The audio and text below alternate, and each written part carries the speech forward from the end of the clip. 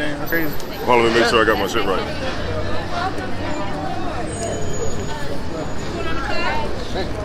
Oh man, it's not TV, man. We're doing it big out here once again, man. I.S.U.P.K and the Commander General Yahanna, man. You heard about the mission to Acuna. This is the mission to Kensington. The mission to K&A. we out here in Kensington, Allegheny. You know, it's a notorious spot in the city of Philadelphia. A lot of drug addiction, homelessness, a lot of poverty in the city of Philadelphia. It's famous, you know, across the world at this point. Y'all caught me eating some of this amazing food that these sisters done put together, man.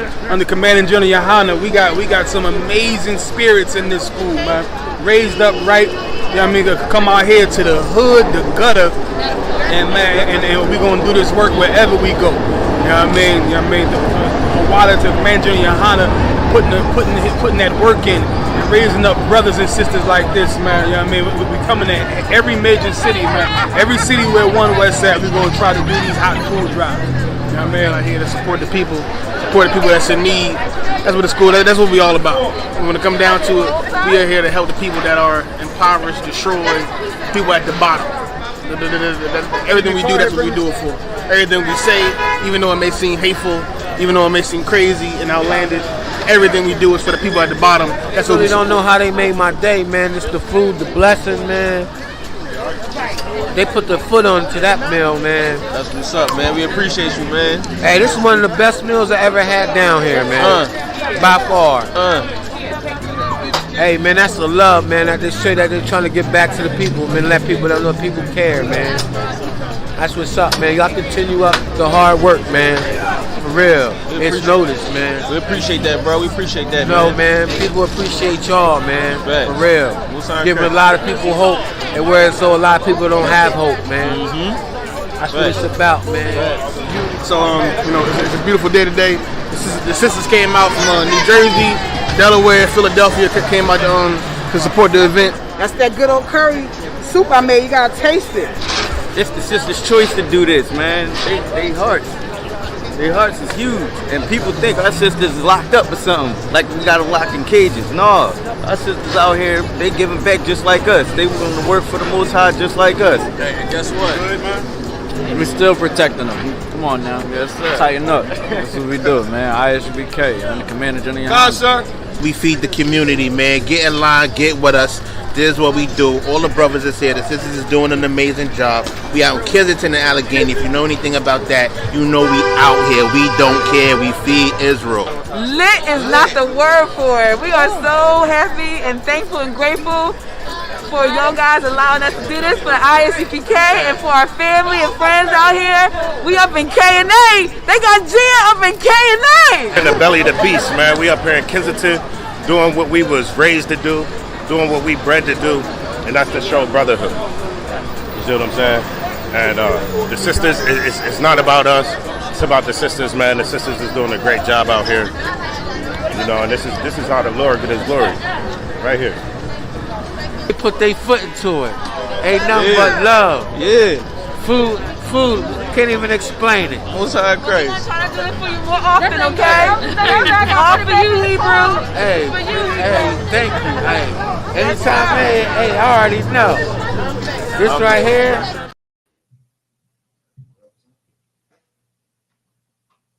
Are we good? Let's clap it up. Yahweh Shabbat Thumb to all the brothers. Yahweh Shema Thun Bashim Yahshai to all the sisters. You know, Wednesday, DC scripture breakdown class. You know, get all the questions answered as much as I can for sure. I'm going to deal with them. If not, tonight you're going to find out why your life is why it is. And the reason that you're going to stay in that state as well. You know what I mean? If you miss the Lord's Passover, it's more than likely it's because you're overflowing with sin. You're willfully overflowing with sin, right? And we're going to get into it. I'm going to explain what I'm saying, all right? If anybody had any questions, you can put that in the chat. If you have any questions on the topic as I'm breaking it down, of course, just put it in the chat. The brother going to catch it. If you realize you put it early on and the chat get a little bit active and it move your question up, just retype your question in so we could get it. All right. Sometimes the chat get a little bit active, and the question gets moved out. All phones and vibrate if you don't mind. You know what I mean? And then we're gonna get with it. Right? The big election year. A lot is going on. Everybody running for governor and senator and all kind of stuff. But who is running for Israel? Who is running to get Israel on point? Who is running to raise Israel up? Who is running to get these 12 tribes where they need to be? Right? The only solution we have is the Israelite School of UPK on the command journey. You know what I mean? So we're gonna get with it. If there's any questions, let me know. If not, we're gonna start. No sweat at all. Let me get Ecclesiasticus chapter 6. All right, we're gonna start there, and then we're gonna go, work its way into the topic.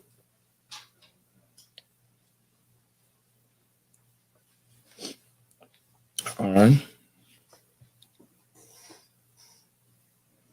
Whoever have it, you'll know what to do.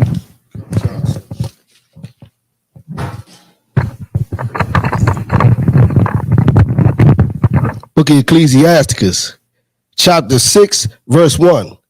Instead of a friend, become not an enemy. Say it really one more time. Come, sir. Instead of a friend, become not an enemy. For thereby thou shalt inherit an ill name. Right? Instead of a friend, become not an enemy. Right? Instead of a friend, become not an enemy, because thereby you will inherit an ill name. What does that mean?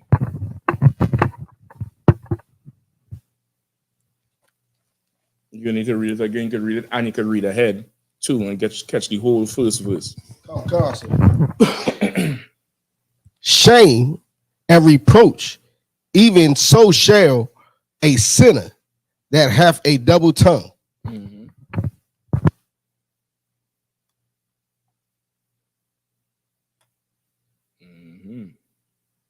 See where you're at. No sweat. You try and read again from the top. Nice and loud. Read a little slower so you can fully get it. Come, sir. Book of Ecclesiasticus, chapter 6, verse 1. Instead of a friend, become not an enemy, for thereby thou shalt inherit an ill name, shame and reproach. Even so shall a sinner that hath a double tongue.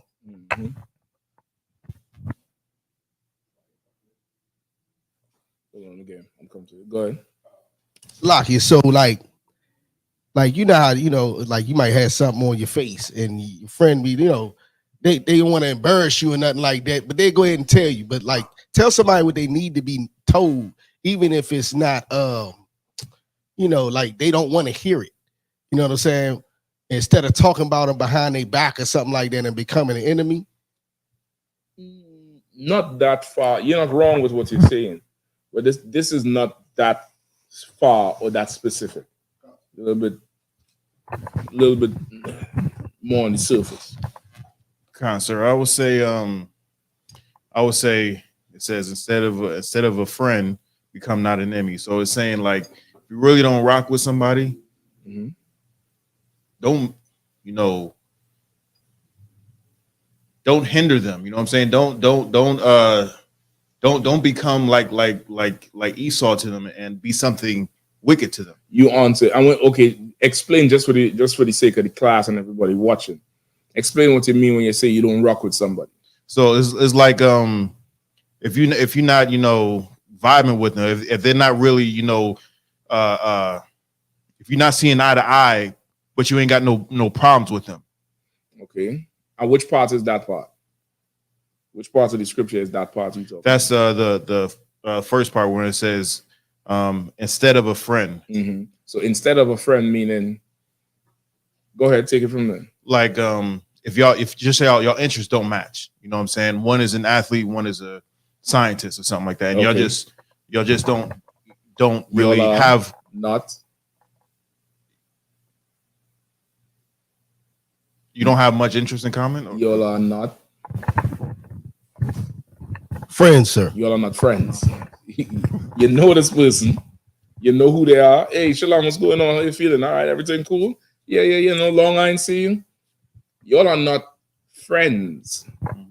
Y'all are not talk to each other on the phone. Y'all don't, when there's downtime, right? The scriptures say where 2 or 3 are gathered in my name, there I am also. Every single one of us in the truth would not know each other if it wasn't for Christ, right? Even if you knew somebody from the world, y'all probably would have been enemies just hanging out together because that's what the crew does right now. You get the point? You're going out with that person, but y'all ain't friends. And you know you ain't friends. That's why you don't trust them. That's why as soon as they leave the circle or the bar, they start talking about them. You get the point? Everybody who is in here, you're only in here because of Christ. You get the point? And now as you functioning in this body, some relationships are strictly professional. Some relationships are professional, meaning what? You with this person when you go to camp. You're with this person on the holy days. You're with this person the Sabbath service. If there's a food drive, a clothing drive, you see them. Prison program, you there. And that's all. Then there's another pair of people or a couple of people who, after camp, they go somewhere and hang out. They call each other up when the game is on. Hey, which house we were watching it by? Yours or mine? You get the point? They have a friendship that's outside of the professional part of the job. You get the point? And they are friends. They are friends like, this. You put this person down for emergency contact. You understand what I'm saying?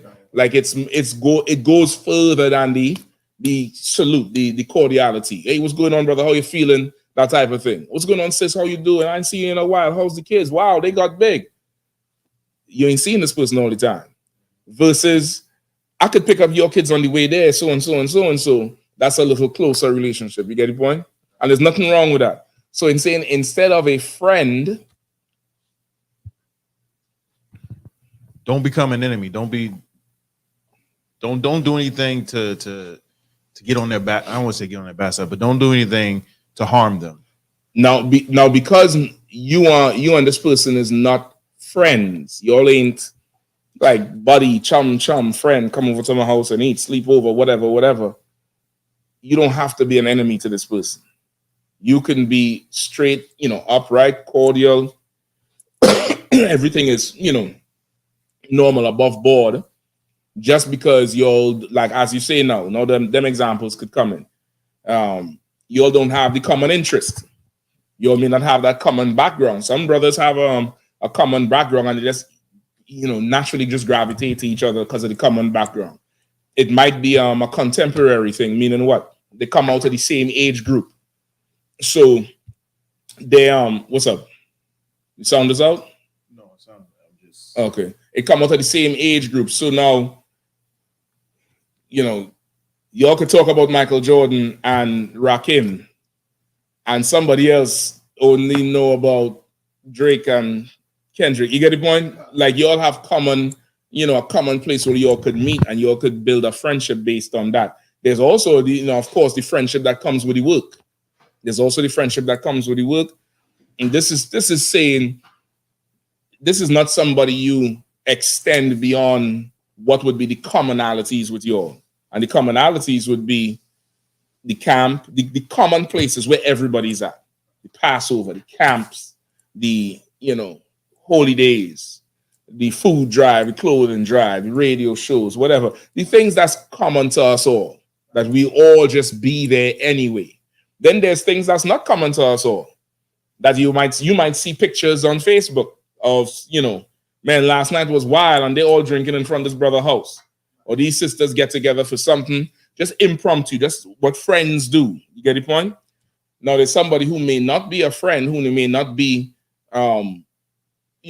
part of that group or part of, I want to explain it right because I don't want to describe cliques and stuff. That's not what I'm talking about in this case. What I'm talking about in this case is the friendships that, build as you in the work of the Lord in school. Instead of a friend, don't become an enemy. What's up?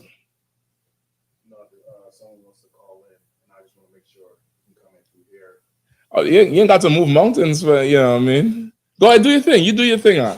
You do your thing. You do your thing. I don't need two of you all setting it up. I do need a reader still.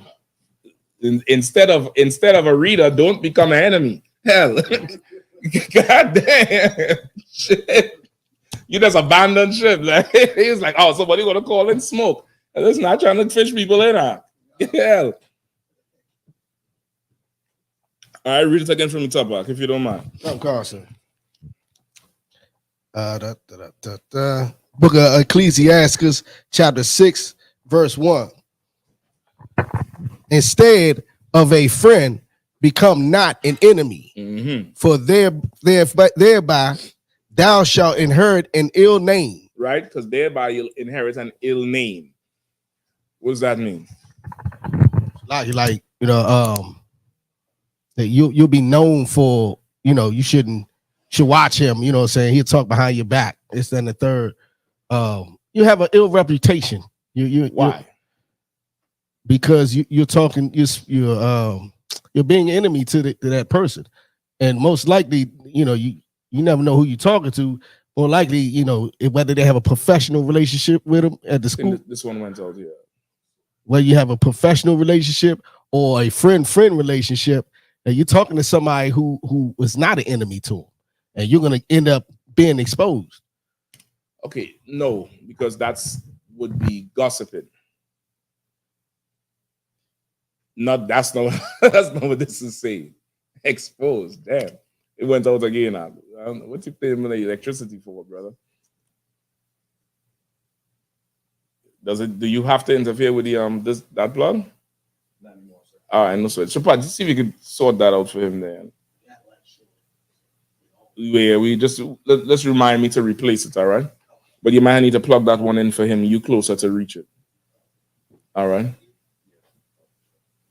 Right, but this here is more talking so about. Okay, let me ask this question. Is it evil to become someone's enemy? Break it down. I would say, pass the mic.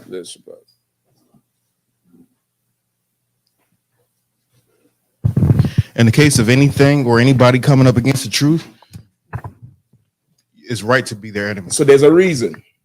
So why will you get an ill name for choosing to be an enemy in this case? Because you don't need to be. It's not a just cause. There's no reason. And that's why you'll get an ill name.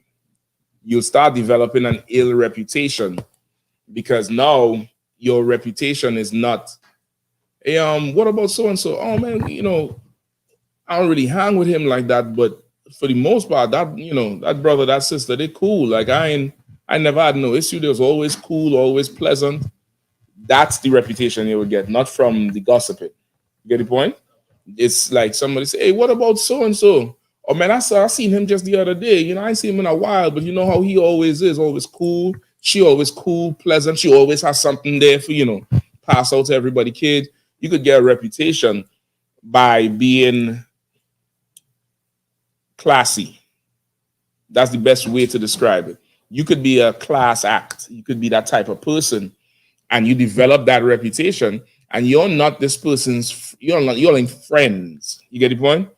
But now there's nobody who could say something about you. Nobody who could defeat. I want to say something. I'm not talking about gossiping. I'm talking about feedback. Your name comes up, or your name could come up, and everybody's like, "Who you said?" Oh, I ain't say a word, but the reaction is "What's up? What's up? What happened?" No, nothing. You know what I mean? Like, but because you choose now to be, not be an enemy, you could have a better reputation. You have a better name. But if you choose to be an enemy, you'll gender an ill name for yourself. You get the point? Go ahead. Right, so the beginning, well, this verse right here is basically about integrity. Reputation is your integrity. No, because okay, integrity could be damaged by your actions too. That has nothing to do with you becoming a friend or an enemy. You understand what I'm saying? It's integrity of the brotherhood, but this one is more based on wisdom, social intelligence, if you want to put it like that, where you don't have to know somebody to say, hey, what's going on, brother? How you feeling? Come sit down and have a drink with me. To be hospitable. You get the point? To be welcoming, to be brotherly. You understand? Like you could be brotherly to somebody who is not your friend. You understand? And it's the UPK culture. The UPK culture is to not choose to be an adversary to somebody. You just choosing to just be a damn dickhead, excuse my language, for just because the sun is high. When the sun a little lower in the day, you fine. As soon as the sun reach high, dickhead switch go on. You just bright shining, you know what I mean? Like you could choose to be classy and hospitable, and I don't want to say welcoming, sound a little too Christian, but you get my point. You know what I mean? You able to treat Israel as human beings, as people. And in the world, that's something that is foreign to us as a people. As a people, being hospitable, being, not being an enemy is foreign. Even to the point where in some places, some cities, you see, when you walking down the street, the person walking the other way, some places, hey, what's going on, brother? Hey, what's going on? How you feeling? Hey, how you doing, sis? Another place, hey, what's going on, man? What's up? Now that could be seen as a threat. You get the point? Because the culture is different. The culture is, I'll be an enemy first. I'll be an offense first. You get the point? And that's just in that setting. That could happen anywhere. Any office space, sports team, wherever. It could just be the whole spirit of you choosing to be an enemy first and not be a friend, not be brotherly. Go ahead.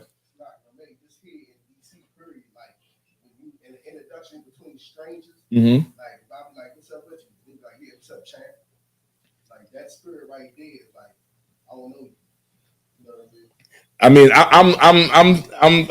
I'm probably about 65% in Judite culture. I ain't fully at 100 yet. So stuff like that I ain't gonna pick up on. You know what I mean? Somewhere we moving through. I forget, I think it was the Midwest. Some brother saying, y'all be safe now. I'm like, all right, cool. Later on, the brother come tell me, he's like, yeah, that y'all be safe is a temperature check. Like he's telling you, something gonna happen to you. I'm like, hold on. So if you say y'all be safe, he's telling me something gonna happen to me. Of course, I wouldn't know that. That's just part of Judite culture. I would think it's the opposite. I think it's normal. Like you'll be easy out there, brother. All right, brother, you too. To me, that's normal. But in some places, watch yourself out there. I'm telling him I'm gonna get him, which is weird to me. You get the point? But it's again the culture of the place.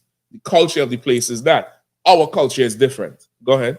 But Salaki, the same way you were saying, it's the spirit of how you say something, because that can be the same here. But usually when somebody be like, "Hey, be safe," you telling them be safe. Brother, but if somebody be like, he said it you be safe out here. He said it normal. He said it normal.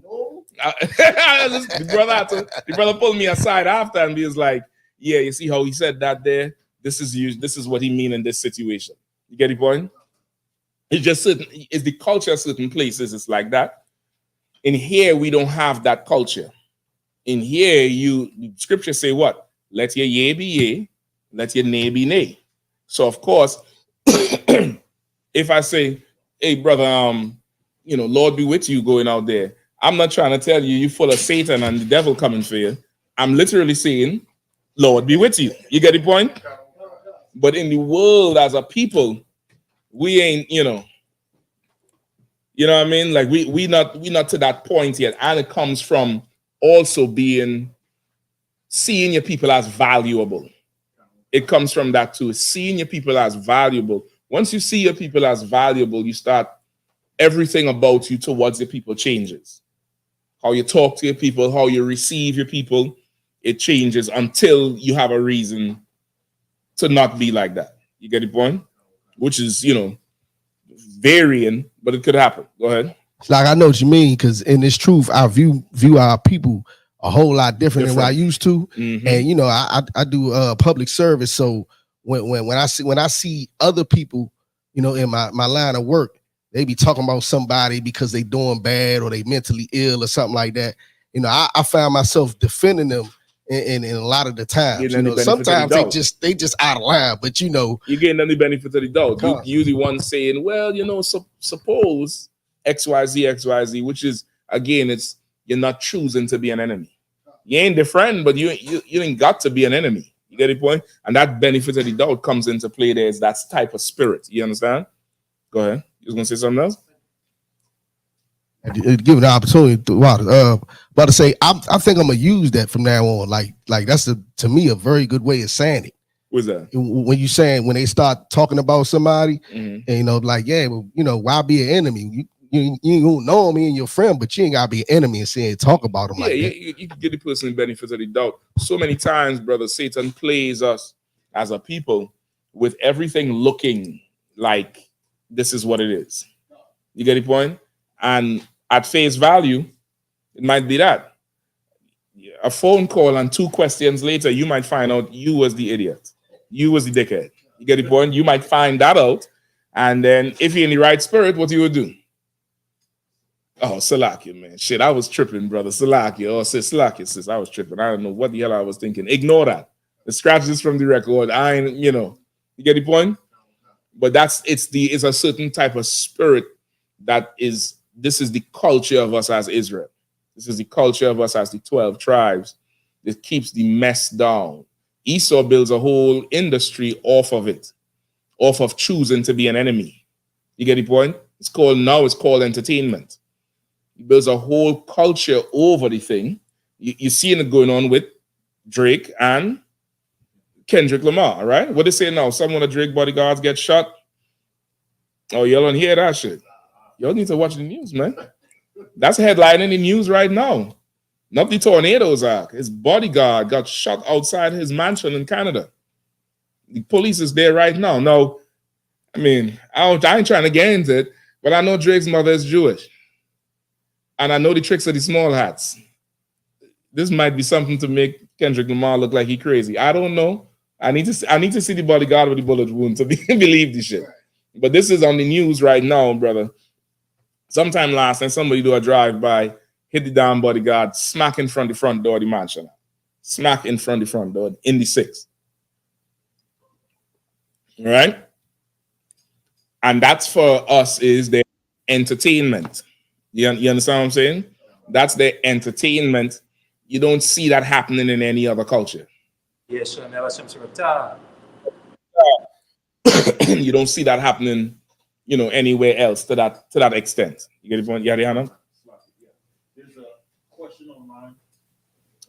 Go ahead, please. From Officer Nawanya Allah says, Salaki, sir, how do you make a call? Salaki, how do you make sure when you win all battles? I know General Mahaiman says make them on defense, but if you are in a position when you have to answer questions. Okay. Say the question one more time. It says, Salaki, sir, how do you make sure you win all battles, all your battles? I know General Mahaiman says make them be on defense, but if you're in the position when now you have to answer the questions. Okay, this is what I would say. 1, winning all battles is the end of the statement of winning the battles you choose. In any war, you got to pick your battles out. You have to pick your battles. You can't just fight everybody. You look at any sports team, any sports Mayweather. You know how much people want to fight him? He ain't fighting everybody. He's picking the battles that make sense, that makes sense for what he wants. So now you're going to pick your battle. And that battle you pick, you better win it. That's when you say win all your battles. Not every battle you fight. That's just rule number 101. That's really how it starts. Not every battle you fight. And to know which battles to pick you want to practice not fighting. Let me explain what I'm saying. I'm assuming he's talking about camp. If he's talking in the one yard, if you're talking about camp, I'm gonna explain this part. If it's something else, yeah, they tell me what's the other situation where you're in a position you have to answer questions. I don't know.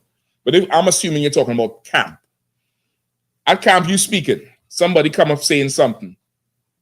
Brother, keep speaking. Your camp leader will tell you that. Keep speaking. Keep speaking. They come up, some, kick the sign over. You better not even break stride. You better not even, boom, sign kick over. You stop and you looking. You better just keep speaking. Read. Some. Read. You want to develop the discipline to not react. That's self-control, and that's going to help you as you start battling. Not reacting. Reacting is, you're 2 moves away from losing. Right? So you want to pick your battle. You want to pick it. You want to decide, okay, I'm swinging on this one. This is the one I'm swinging on. Not a reaction swing, but I'm picking. Yeah, you're going for it. That's it. You want to do that. And now, once you decide you're battling, you're on the offense now. Because you decided, it's almost like you go in a fight. Versus, I don't want to fight, and you're reacting. You get the point? You are deciding when to fight. You're deciding it. Other than that, you're doing your job. You're doing your job. And what you will find is, as you keep speaking in the initial stage of training your discipline, as you keep speaking, the person in front who is not getting any attention from you, they're going to lose their mind. You're going to see the little vein in the neck or the vein in the forehead popping up and they're screaming, why won't you listen to me? And they're losing it. And as you doing it, you will start to realize you could hear what they're saying as you speak it. And it's a skill. You're going to exercise those muscles. I probably shouldn't even be teaching this live online because them fake Israelites going to take this shit and try to do it and they're going to get crushed anyway. I mean, they ain't got the Lord in with them, right? But you're going to develop that skill. And then you could start battling, right? In the UPK, you have rules. You want to ask your camp leader if you can battle. They might let you battle. They might not let you battle. So now, boom, you're in a battle. You are in control regardless. They are not. And it's a spirit you have to develop, right? You might go into a battle thinking it's, I don't know, it's an exchange. I don't know. I'm letting you talk, and I'll talk when I want to. And that's a battle. That's a UPK battle. You get the point? So there's no point where you have to answer the questions. You can choose to answer what the hell you want to. You fighting on behalf of the Lord. Ain't nobody can interrogate the Lord. You get the point? So if you battling on behalf of him and his word, you answer when you want to, and you shut them up when you want to. You let them talk when you want to. And that's just it. It's you're going to develop a spirit to just start dominating everything. And with that, you're gonna, victory is in any battle is down there with it. Of course, the Lord had to be with you. You can't be, sinning against the Lord and expect him to be with you. And you have to stay studying. So you're equipped, you're training all the time, so you're equipped to battle. Now, again, I'm assuming you're talking about that camp. All right. Now, if it's something else, you kind of had to explain to me what situation could possibly arise where you kind of have to answer questions, right? Into, in that scenario. But when he says win all your battles, there's some battles you just that shit don't deserve your energy. It's like, what? I'm supposed to battle you on this? No, I just don't deserve your energy. Then there's other battles you have to take on. There's some battles you just have to do.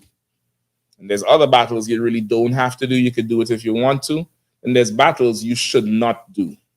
It's just a waste. There's no return. You get the point? Is that it for him? That's it for him. But the two other questions. All right. Did he ever respond if it was on camp or what? He responded. He says, Okay, so I guess it's that point. Is at camp. Okay. And the first question is from Akira76. Says, Salaki, sir, if I may receive a breakdown of Ecclesiasticus 25 and 22, the water, sir. And then Alazar says, Salaki, sir, can I get a breakdown on Ecclesiastes 7, 2 through 6? Okay. This is Ecclesiasticus chapter 25. Now, if you don't mind. Just once. Do one on the outside, huh? So what? It's Ecclesiasticus. And if we have another one of these, you could get going whenever. So what? Go ahead, Salaki, brother. Khan. Ecclesiasticus 25 and 22. 25 and 22. Khan.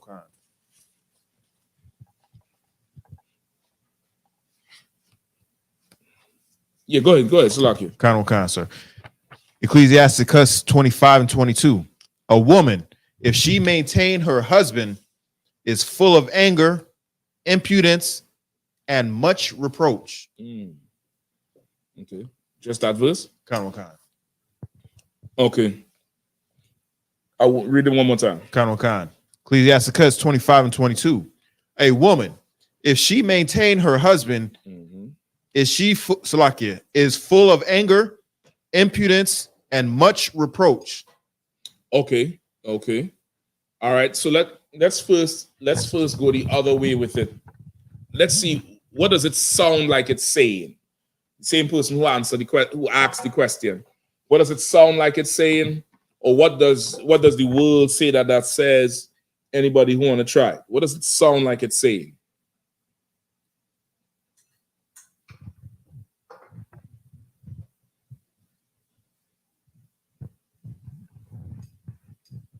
Go ahead. It's saying she don't want to be an independent woman. It's saying she don't want to be an independent woman? No, they say I'm a strong black woman. I do this and that. But if they're saying if they do, she's going to be angry. If they do what?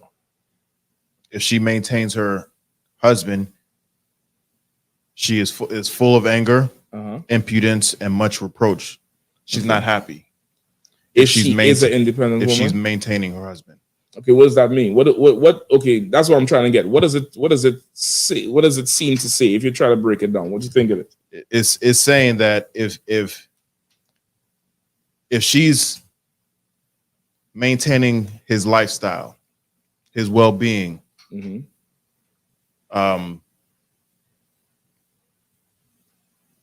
if she's doing all these things to maintain that her husband, she's going to be angry and resentful for it.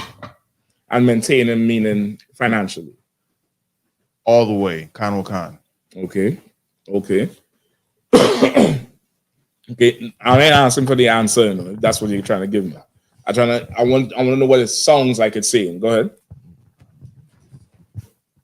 Lucky, sir. On the maintain part, also sound like it's saying like making the decisions. You know what I'm saying? Like being in control. So sometimes she just wants to sit back and be a woman. And by not being able to just sit back and be a woman, and him not being a man maintaining things, it makes her unhappy. She has to do both. So if he's a man and he's maintaining things, what is he doing? Well, he's being the head of the household. Like he's making the decisions he has to make for the both of them, the hard decisions, this, that, and the third.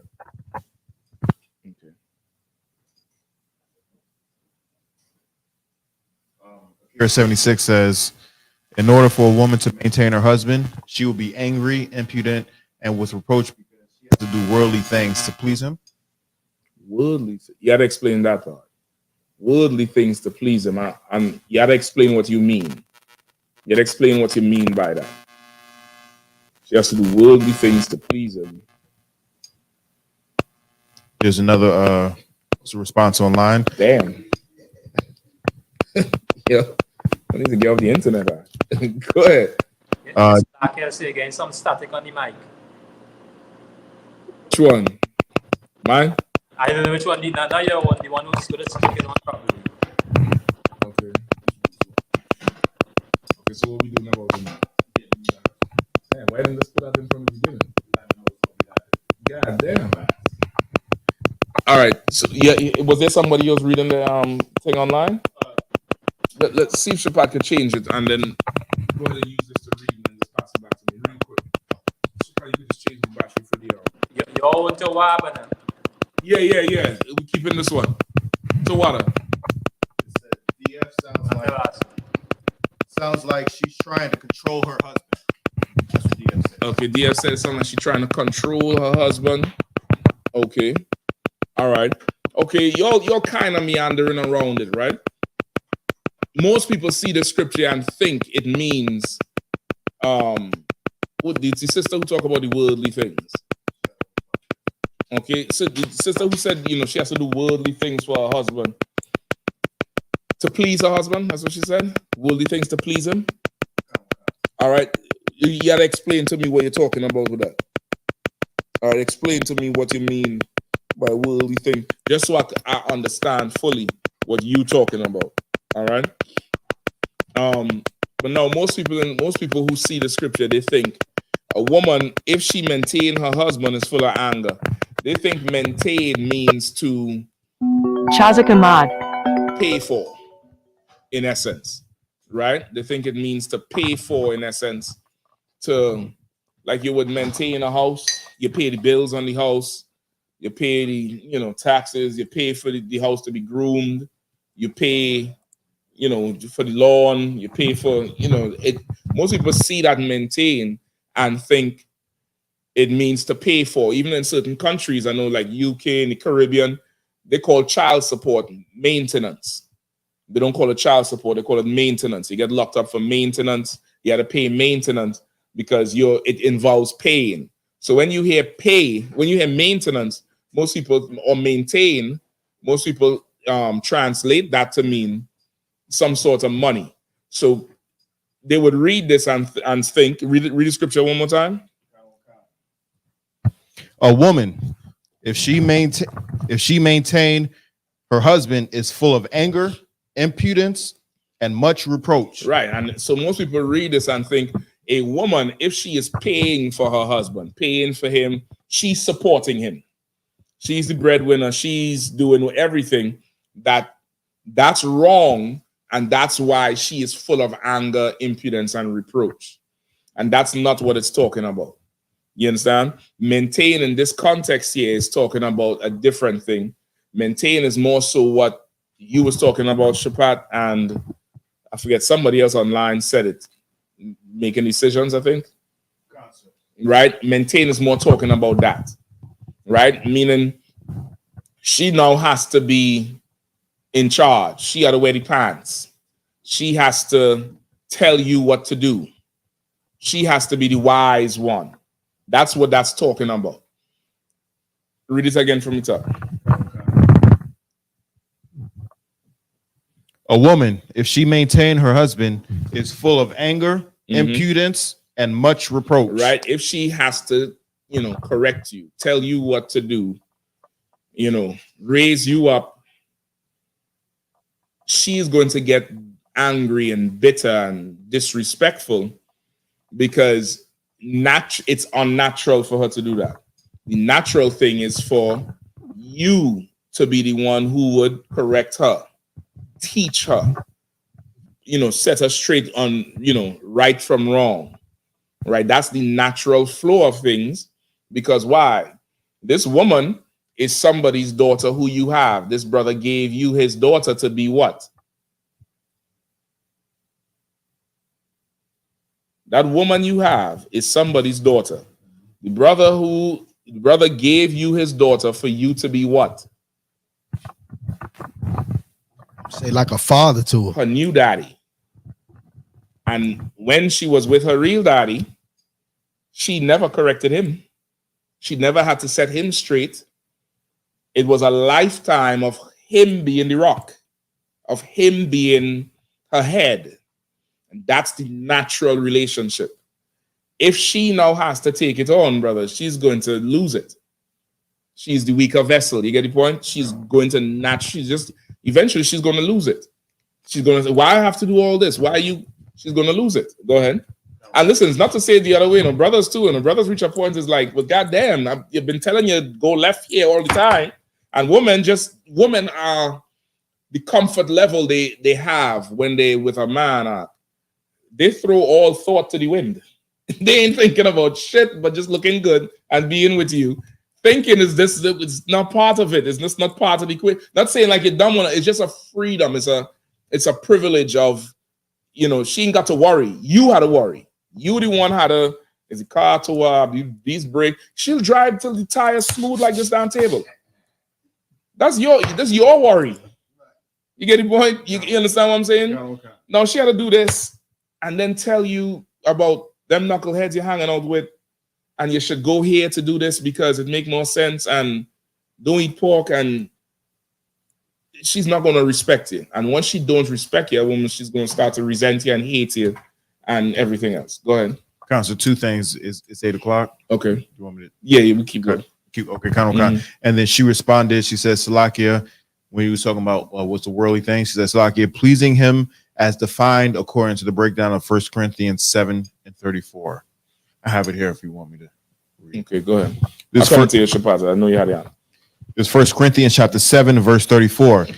There is difference also between a wife and a virgin. The unmarried woman careth for the things of the Lord, that she may be holy both in body and in spirit. But she that is married careth for the things of the world, how she may please her husband. You'll just get lost there. Okay, so she's saying maintain here would mean doing worldly things to please him, and the worldly things would be the things written here. Okay, read that part again. Okay, first off, not go there. I want her to say what she thinks it is, and this is okay to get understanding. Don't pull a scripture and because of what it says here. I need you to tell me what you understand. And that's how I will know if you're right or wrong in your understanding.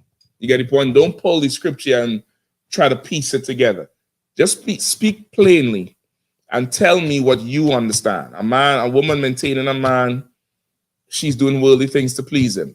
Are you talking about sexual things to please your husband? Is that, because I think that's what 1 Corinthians is talking about. I need to know what you talking about. Go ahead, She says, she just says two things. She says, we want to be free just to love on a brother and not manage the brother. And then she says, I believe it means exactly what you said about the woman wearing the pants. Salaki, sir. Okay, that's not what 1 Corinthians 7 is talking about. You twist it up a little bit. You all the way twist. No, you can leave it. Oh, okay, no sweat. You could leave it. What 1 Corinthians 17 and 4 say? That might be the Lord. See what 1 Corinthians 17 and 4 say. All right. Go ahead, read 7 and 4 again.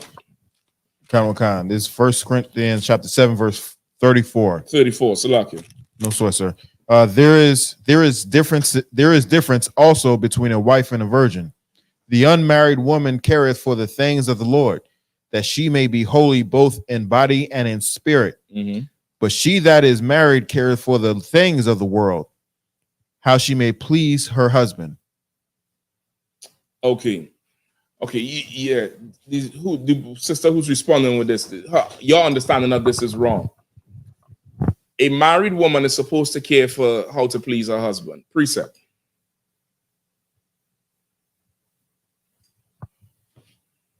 In Genesis, when it says a woman's and her desire shall be unto her husband. That's in Genesis. Also, Proverbs 31. Everybody like to talk about their Proverbs 31 woman. Let me tell you, dumb holes in the head wrap something. Not you, sis, the sister who asking questions. I'm not talking about you. I'm just talking about in general. Proverbs 31 is the reason she's far above rubies, because her whole purpose is to please that man. You read from 31, from verse 10 all the way down to the end. Everything is about pleasing that man and making that house glorious. Everything. You can't be a Proverbs 31 broad and you're single. You get the point? And it's not to say, a single woman ain't worth something. But what gives her that quality of far above rubies is what she does for that husband. That's what makes us special. That's what makes her valuable. That's what makes her something. You get the point? Because most women don't want to do that. Go ahead. Shalaki, if I may, a lot of people be missing that first part of that scripture where it said, who can find one like, because that's hard to find. And who would be looking for a virtuous woman? A virtuous man. A man. A man. A man. That's a man. A man. I don't care what kind of man.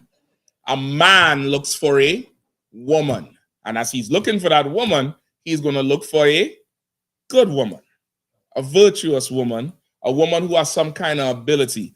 Even brothers who doing, illegal stuff, they don't want a dumb ditzy broad around them.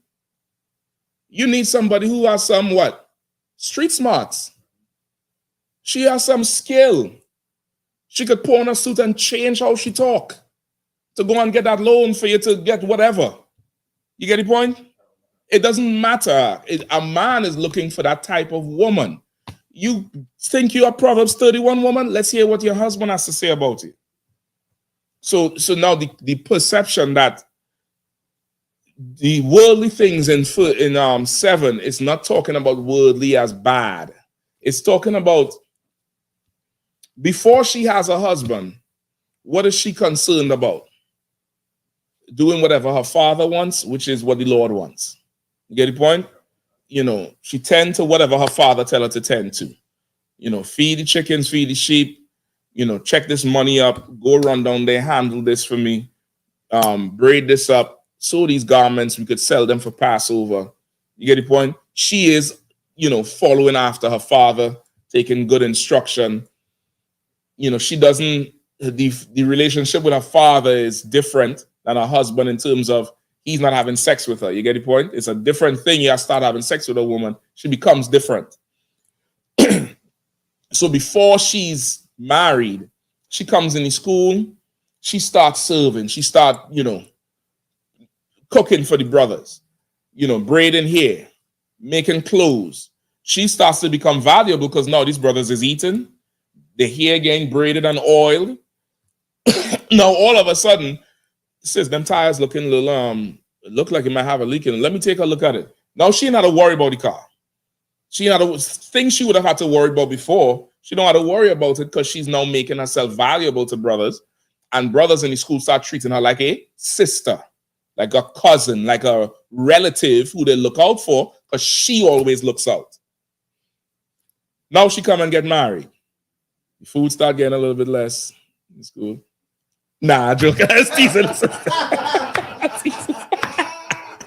I tease his sister. Listen, her portions never decreased. She already school give her a hand. Give all of them a hand. They threw down this last weekend for that council boy. I was like, shit. I don't want to see no more plates. I'm good. Like they threw down. They give me a point. Like a sister now, she gets married. Now a lot of her energy goes to her husband, right? And the things that she has to worry about with the husband is described here in 1 Corinthians as worldly, not meaning, like she gonna get high or doing some evil shit. But that ain't her what she does for her husband ain't have nothing to do with the business of the school. You get what I'm saying?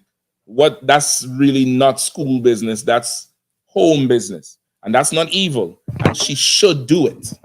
The purpose of 1 Corinthians 7 is Paul is saying, let's skip up a little bit more.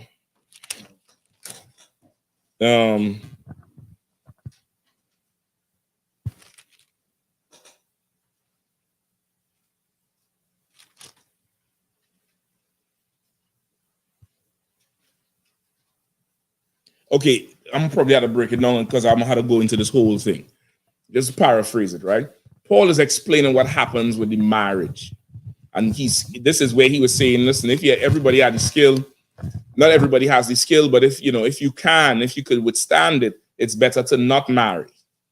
Because the married people have their cares of their marriage and the kids and the house, and that's worldly stuff. the other people who are unmarried are more so, they more could be used to build the nation. That's the point he was making. You get the point? And that's why he said, hold on.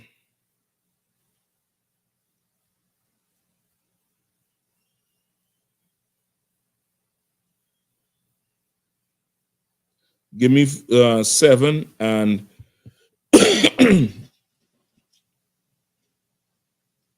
start at 24. Colonel Khan. It's 1 Corinthians chapter 7 and verse 24.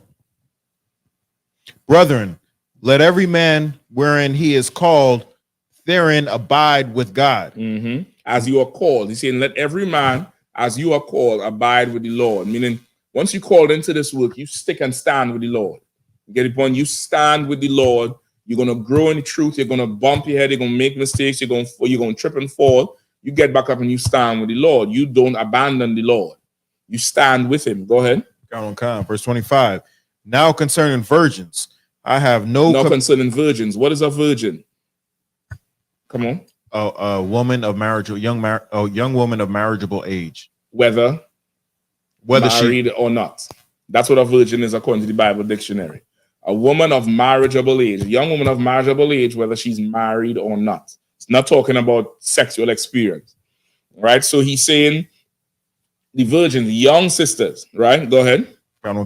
Now concerning virgins, I have no commandment of the Lord, yet I give my judgment as one that hath obtained mercy of the Lord to be faithful. Right. So he's saying this. What I'm about to say here is this is not a commandment. This is not a law. But as the experience I have and what the Lord raised me up to say, I know he's going to honor it. And I'm giving you this through the experience. You get the point? Go ahead. Verse 26. I suppose, therefore, that it is good for the present distress. I say that it is good for a man to be so. Go ahead. Art thou bound unto a wife? Seek not to be loosed. Art thou loosed from a wife? Seek not a wife. Right. So what is he saying there? He's saying, listen, things. You have a wife. Go ahead. God, try to find my words out because I'm not trying to say the wrong thing. I'm not trying to say something that could be perceived as, wrong. What's up? We getting more static?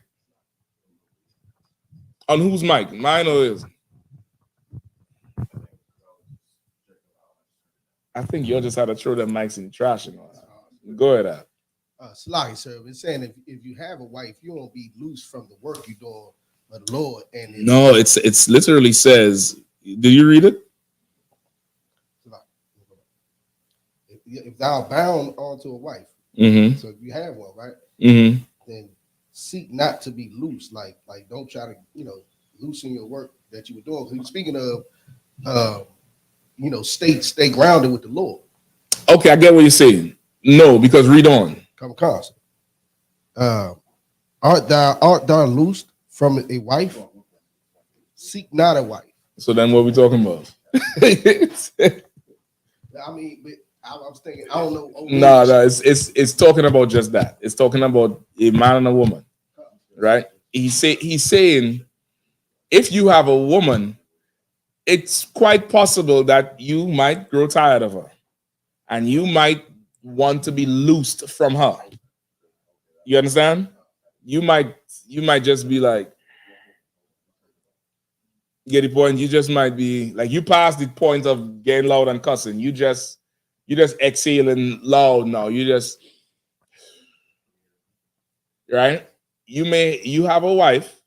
Don't seek to be loosed from her, right? Don't try to put her away. Don't do that thing. Abide with the Lord. What does that mean? What does abide with the Lord mean? Obey his laws. Obey him. So if you're obeying him, you know that you can't throw this woman away. So don't seek to be loosed from her. If you are unmarried, of course, if you're loose from a woman, you probably don't need to run back into a marriage. You get the point? That's what he's saying there. He dropping like what you'd call game. This is some wisdom, his advice. All right? Go ahead. We dead with that one? So that might be the trouble one then. It's still giving static, and you're sure the battery's new. Boy, see if there's any purple in that mic. Mike is giving trouble. All right, keep reading. Whoever was reading, verse 27. Verse 27. Art thou bound unto a wife? Seek not to be loose. Art thou loose from a wife? Seek not a wife. Go ahead. But, and if thou marry, thou hast not sinned. That's the first thing I understand. If you're married, you ain't sin. You don't go have sex with some woman, you ain't sin. That's your woman. With the understanding that this is now your wife.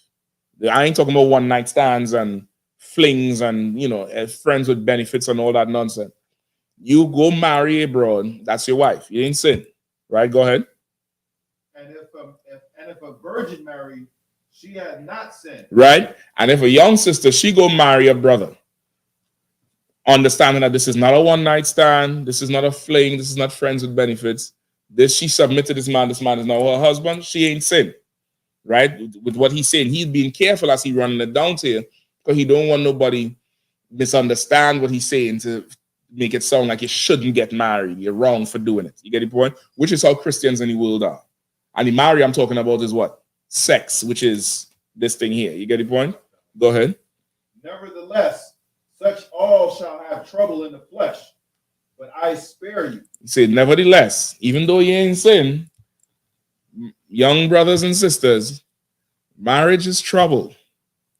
You're signing up for the rest of your life of having problems that you wouldn't have if you were single. You get the point? I'm not saying marriage is horrible. I'm not saying marriage is unpleasant. I'm not saying you're a fool if you marry. I always like to use the example of a car, right? Because most people understand that. You buy a car, what are you signing up for the duration of that car? Take care of the car. Okay, I'm gonna break it down for you. Oil change. How much is an oil change in the dealer right now? $120 average. Average. Might be a little less, might be a little more. Tires. Cleaning costs. Gas. There's problems. If you didn't have a car, no problems. You have a different problem. You have to find transport, but there's Uber. You could pay somebody for the ride, and now the car is their problem. That sounds bad, because now it sounds like you're paying for something. No. You get my point? You get the point? You see what I'm saying? I'll be careful, Shafat. That was a bad example. But he's saying you're signing up for problems now, because this is a whole other person. This is a whole other person, and this is not you. You know you. You wake up in the morning, wherever you leave this cup of water last night is going to be there. You wake up the next morning with somebody else in the house, that shit might not be there. Shit might be empty. It might be filled with something else that you don't like. It's a problem. You get the point? That's life. That's the rest of your life. It's the rest of your life. You remember, it's not so much a big thing now. I think this was real propaganda from the Hollywood. But at one time, every TV show with a man and a woman was the argument with the toilet seat up and down. That's it. The toilet seat represented the difference between man and woman. Like, you always leave the toilet seat up. Why don't you put it down? It was something petty, but it was used in movies and stuff to represent the ongoing conflict between a man and a woman, because they're two different people. And Paul is saying here, you enter into a marriage, you're going to have that. You're going to have that ongoing, is that. Now, he ain't saying it's horrible and it's, you shouldn't do it. He's just letting you know that it's going to be this, because a lot of people go into marriage thinking what? Bed of roses. Constant romance. That initial fire that burning, everybody think that should last. Which fire lasts, dummy? The fire in the stove don't last. The fire on the barbecue pit, you have to do that. You have to stoke that shit. Turn it over. You might have to add new coals and some more fluid. You might have to put some, if you're skilled, you put some old newspaper and some twigs in there just to keep something burning fast, so they'll catch the coals. You get the point? There's all kind of skill to keep that fire going. What the hell do you think your little dumbass marriage fire gonna last forever because you so damn special? It's gonna take some work for that, right? And Paul is trying to tell you it's not always gonna be, hugs and kisses, right? Keep going. Verse 29. But I say, brethren, the time is short. It remaineth that both they that have wives be as though they had none. Mm-hmm. Verse 30. Right, what does that mean?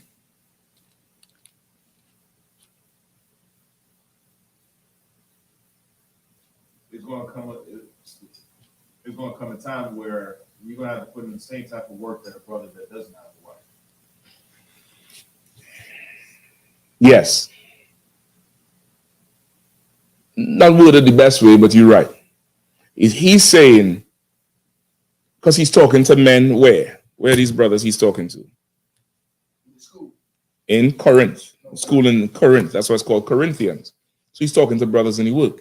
Saying, you brothers who have wives, not wife or a wife, wives, you had to be as if you had none.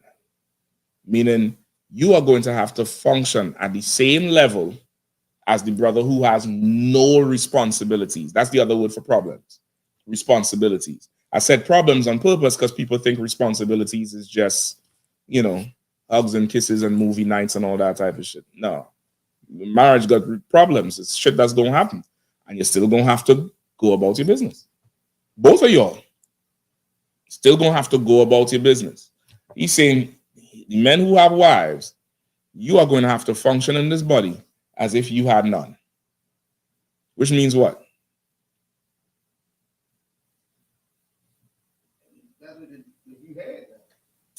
No. It means you can't come to me and say the reason you can't come to camp is because my rib. From the time I hear that shit, I'm just telling you straight up and down. You better say something else. You better go bang your knee and send me a picture with your knee swollen up.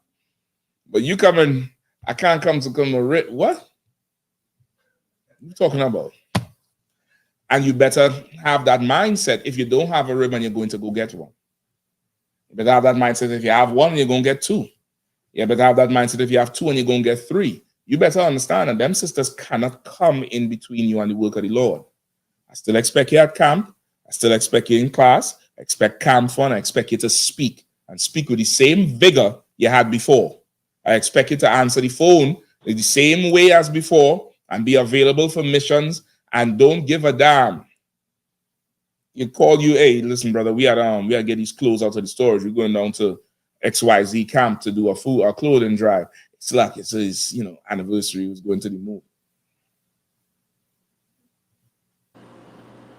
Instead of a friend, I might choose to be an enemy.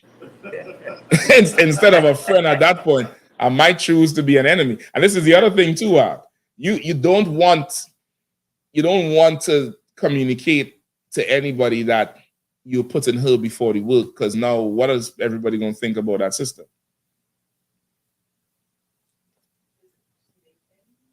She maintaining him, but more so like she's a problem now when she could be a help.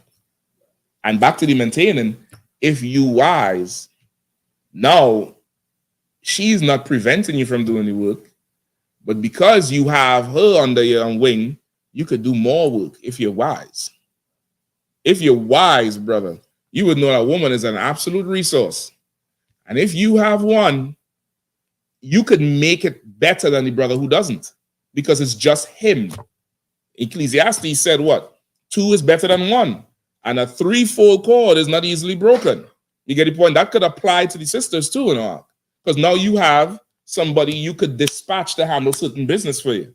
You get the point? Now certain thing, you could just become more efficient because you have an extra pair of hands and an extra pair of legs. Sometimes when you're young, you don't see the hands and the legs. You see that thing there. You don't care if she got hands and legs. You don't give a damn. She could be hopping around on a stump. You don't give a damn. You don't care. You get the point? If you're wise, you would know that you get a couple good bras under your belt, brother. You could become, something ridiculous. You could become that. And of course, they will understand it. You get the point? Somebody had a hand up? You good? Let's go. Keep reading. Verse 30. And they that weep as though they weep not. And if, of course, he going into the work. This is the spirit of, we're going to go up to 34 that the sister pulled. But this is the spirit of it. He going into the work. And if you weeping, you better become as a man who ain't weeping. Meaning what? Stop crying about the problem. You still got to do the work. You know what I mean? Salaki. You're right. I wouldn't say it like that. You may have a problem that might bring you to tears, like somebody dying. You better come like, I'm ready for camp. Let the brother over you stop you. Let him say, take some time out. You're dealing with something rough. Take your time. Take time off. You don't want to become that person who is, every little thing is an excuse to miss, which is the spirit he's trying to pull down here. He's just running it down. Don't come and tell me about these ribs. You better be, in this work, you better be like a man who don't have none. All this crying shit you doing, you better be like the brother who ain't got nothing to cry about. Right, go ahead. Like in the spirit of what Ezekiel had to go through. Like he was doing all of that crime, like put his woman above the work. That's perfect, perfect example. The Lord told him he was going to, cut her water off. And that's, he said, listen, I'll turn the TV off and this brother. He told him, and he told him when he was going to do it, and he told him, you bet not cry. Like the Lord wants a soldier. That's what the Lord wants. The Lord wants a soldier because he got work to do. And he's a man of war. That's what he wants. And sisters better know that these brothers in here are being raised to be soldiers. And if you think, if there's anything in you that you need to be the center of the attraction and you always need the attention and stuff, you might not be ready for a husband. You might not be ready for a husband at all. Your mind should be towards serving this brother. Your mind, if you saw him on the internet, which is how most people see each other now. Your sister, you watching his videos, you can't wait, you subscribe to his channel, you make sure you follow wherever campaign you follow in the channel, you watching all his videos, you playing it, you're washing clothes, you're doing your little Pilates, whatever, you watching his videos. If you marry him and his video count drop, you the problem. If you marry him and all of a sudden you ain't seeing him no more on the internet, you the problem. If you marry this brother and he was away before, but now he's not that, you're not helping him. You're supposed to be a help. You're supposed to enhance the brother. You're an asset. You're a resource. You're supposed to know he's supposed to get married to you and become, you get the point? You understand what I'm saying? I ain't got to say no more. You're supposed to, beat something to him that is so inspirational and, he could get strength from you. Not saying from you like you, the source of it, but again, the scripture says she's a pillar of rest. You get the point? Like this brother could get a good recharge from you. You get the point? And, sisters know what the hell to do. And I ain't talking just about sexuality. I'm talking there's other things a woman provides for a brother that could definitely raise his spirit through the roof out. You do it. Keep going. 30. And they that weep as though they weep not, Mm-hmm. and they that rejoice as though they rejoice not, and they that buy as though they possess not. Right, so he's running it down where you ought to be a soldier. You something happened, you full of joy. You still gonna have to maintain yourself as the brother who ain't have nothing to be joyous over. You get the point? You understand the type of spirit he's trying to put into you? Like you have you full of sadness, you have an excuse not to do the work. Some shit happen, you overjoyed, you have an excuse not to do the work. You able to buy and possess things, you have to be as a man who does not have the ability to buy and possess. You just have to be like a stone, like an inanimate object. That's the best way I could tell you to really exceed in the work of the Lord. You have to be that thing. You have to be a straight soldier on call. This is your life. That's how you have to be if you're going to be effective in the work. And Paul is just preparing the brothers for that. The Lord wants you at a contrite spirit. That's different. That one is different. I mean, go ahead. Be like That's how you may come into it. So you learn to be that way. But as the things change, you still got to keep that same mentality as when you were contrite.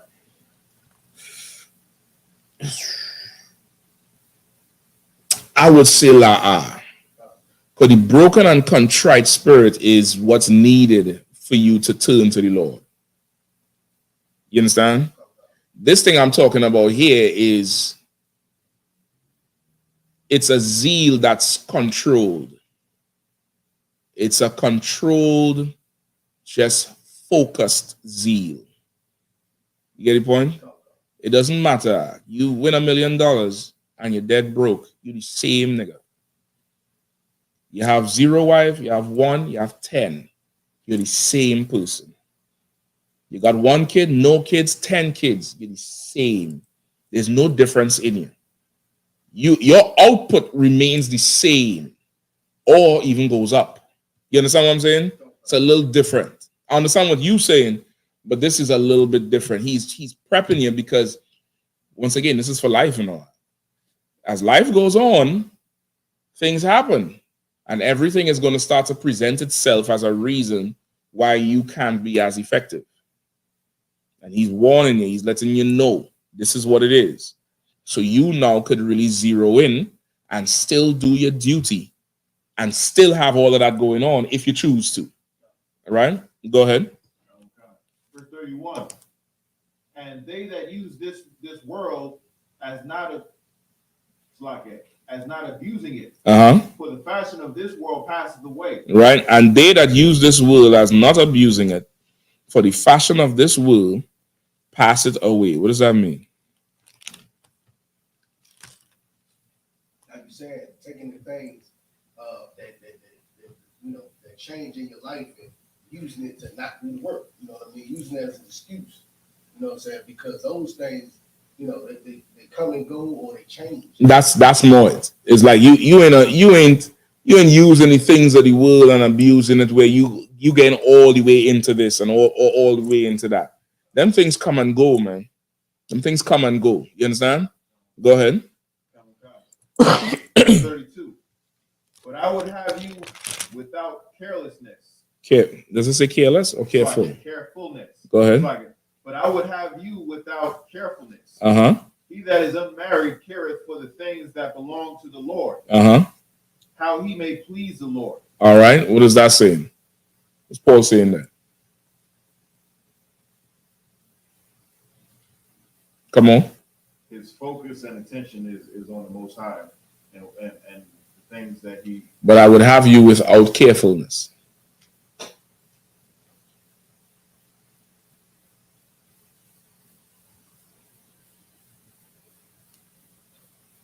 Sis? Is that like pertaining to his wife, caring for his wife?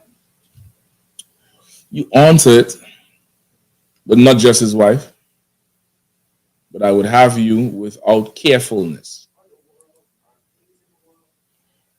Yes. He's having care. Okay. Our understanding of careful now is like taking care. But careful is that. You full of care. You care about a ton of shit. You just care so goddamn much. You care about the job. You care about this. You care about that. Like what most people see us and say, I'm gonna lose my job. Man, my kids gonna hate me. Red. I with y'all, but as soon as I see the friends, when in here, brother come in here. Yeah, man. I lost my job today. What's the reaction? What the first? What did it tell you? Congratulations, most I ain't cry. Now we could get some real work done. Ain't nobody care about that shit. Ain't care about what? Job? You mean that thing for 40 hours that don't pay you enough? A job? We ain't full of cares. We are not full of cares, and that's why the UPK is the way the UPK is. It's always been like that, and that's why we're able to achieve and do the things we do, because we are not full of cares. You get the point? The things you care about we don't have that situation. We don't have that type of thing going on, right? So that's what he's saying. Read it again from 32. But I will have you without carefulness. Mm-hmm.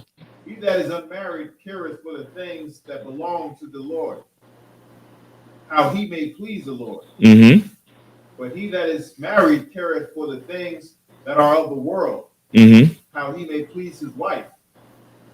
There is a difference also between a wife and a virgin. The unmarried woman careth for the things of the Lord, that she may be holy both in body and in spirit. But she that is married careth for the things of the world, how she may please her husband. Right. So you understand the context of this now of 34. It's this is not really talking about a woman and the cares of the world, making it sound as evil. He's talking about getting the job done, which is what job? Building the nation. And he's letting you know certain things. If you let it get in the way, it could get in the way of building the nation. So you can't have so much cares. You can't be so,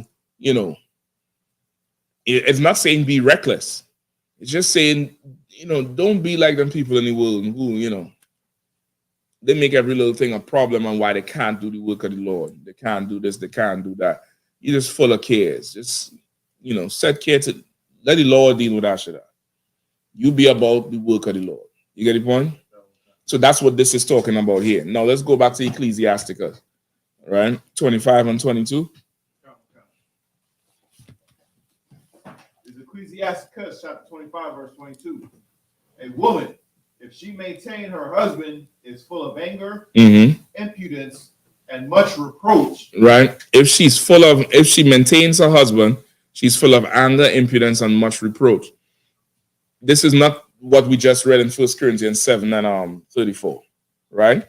That's a little bit different. It's telling you that, some people who are not married, they're able to do more work in the work of the Lord, because once you take on a husband, take on a wife, part of your life is dealing with that spouse. You get the point? But part of it, and you introduce children in there now, that's another part of it. And Paul is running down, how to maintain. And he said, you didn't sin if you get married, but just understand, things could get anywhere, and you better strive to be as if you didn't have none, so you could do the work of the Lord. This here is talking about a woman who she has to be, the man around the house or be mommy.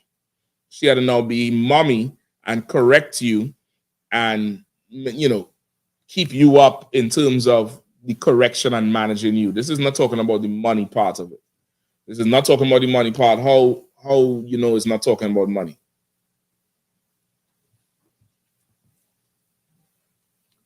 Right? Because a Christian would say what? It's talking about, paying his bills and his upkeep and all of that shit. That's not what it's talking about.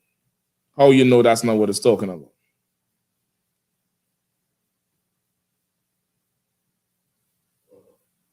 Go ahead.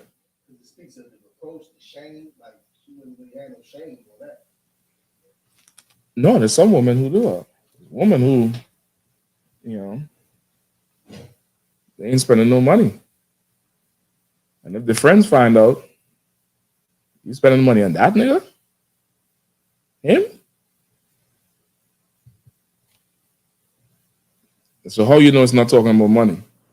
Salakia, sir. Yeah, go ahead. When it says full of anger, What do you mean? as you say, if that bread is coming in, and I just say everybody else, it's showing that that their husband, supporting or bringing in,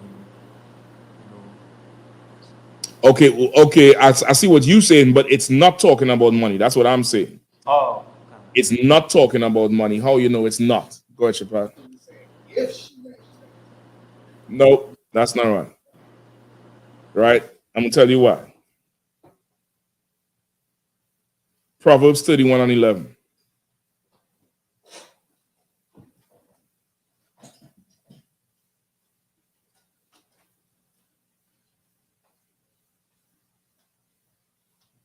Real quick, nice and loud.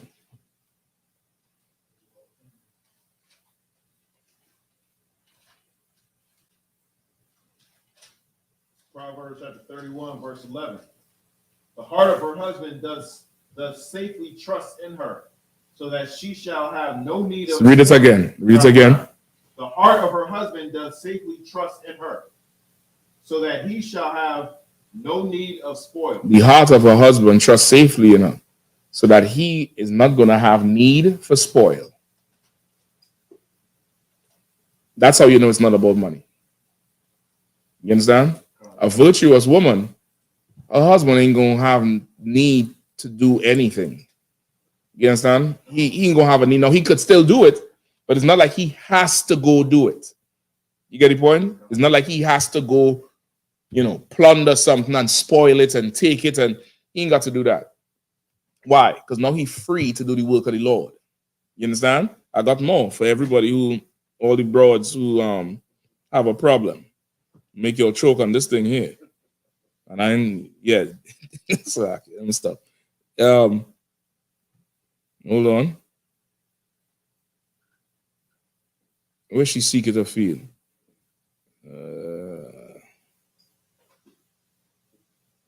16.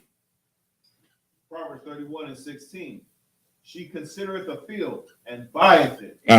With the fruit of her hands, she planteth a vineyard. You understand? She considered a field. Just think think the time this is written in, right? And that land and that field is money, equating to money. So equate it today, something that could bring in money. It could be anything. But she went and buy this land with whose money? You sure? You don't seem like you're sure or not. How you know that? So she considered it. Like she considered it. And bought it. With what money? With the fruit of her. With the fruit of her own hands. She went to work. She went and get this bread, and she bought this thing for him. You understand? There's more. Hold on, I ain't done. Hold on.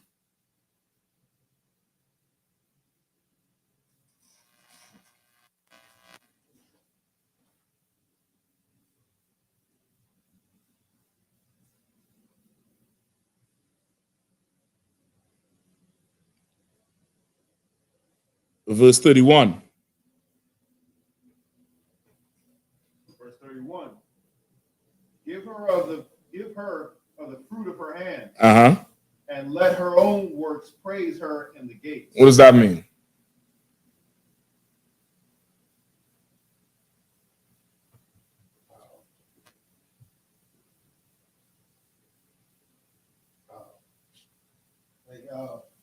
You need him to read it again?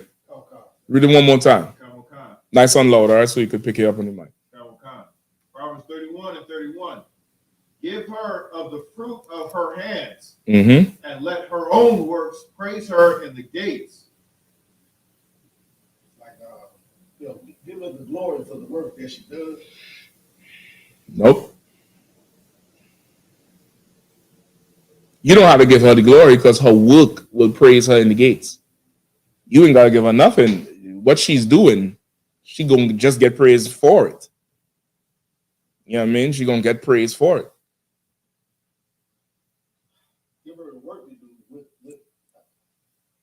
Read one more time.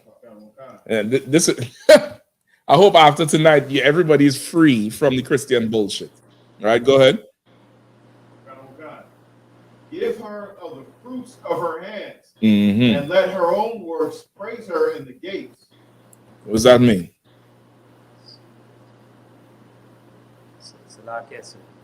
Come on, so what? Talking about, her receiving from her husband, right? What she had worked for, right? And give all to him. So he, oh shit. Oh shit. I see what's going on in Trinidad. I see what's going on. It sounds now does everybody see it now? Y'all didn't see it yet. Read it again. So Bakwash. Give her of the fruit of her hands. How could you give her of the fruit of her hands? What's the fruit of her hands?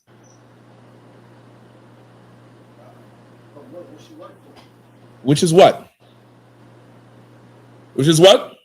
Her money that she worked for.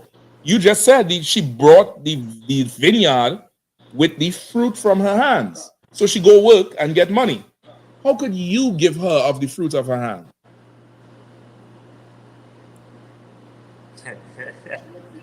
No. Yes. And you not being a dickhead. Here you go. What you need? What you need this week? You got hair done? You need your nails done? The kids need food? Something. All right, okay. Well, listen, we had this week. I can't get this week. You gotta, rock that wrap. Rock that braids, put it back in two. You know what I mean? See if you could buff all them nails for this week, but next week I got it. You give her of her own hands. She's working for you in that respect, meaning when she goes to that slavery, brother, you loaning her to that supervisor. You her boss. Get the point? They should really thank you for raising such an outstanding rib that they could make millions and pay her peanuts. When she get that check, a virtuous woman, not every woman, some of you is dumb assholes, but a virtuous woman, she gonna come and nowadays everybody getting direct deposit, but she gonna send them a text, hey, this hit the account this morning. What you need me to do? How much to send over? You get the point? Before she starts spending it on dumb shit, she lets you know what coming. That's what a virtuous woman does. So Ecclesiasticus is not talking about money. Purple sodomites. It's not talking about money. You understand? Because she is supposed, if she's virtuous, she's supposed to go get it and bring it in. She's supposed to do it. If she's virtuous, right? Back to Ecclesiasticus.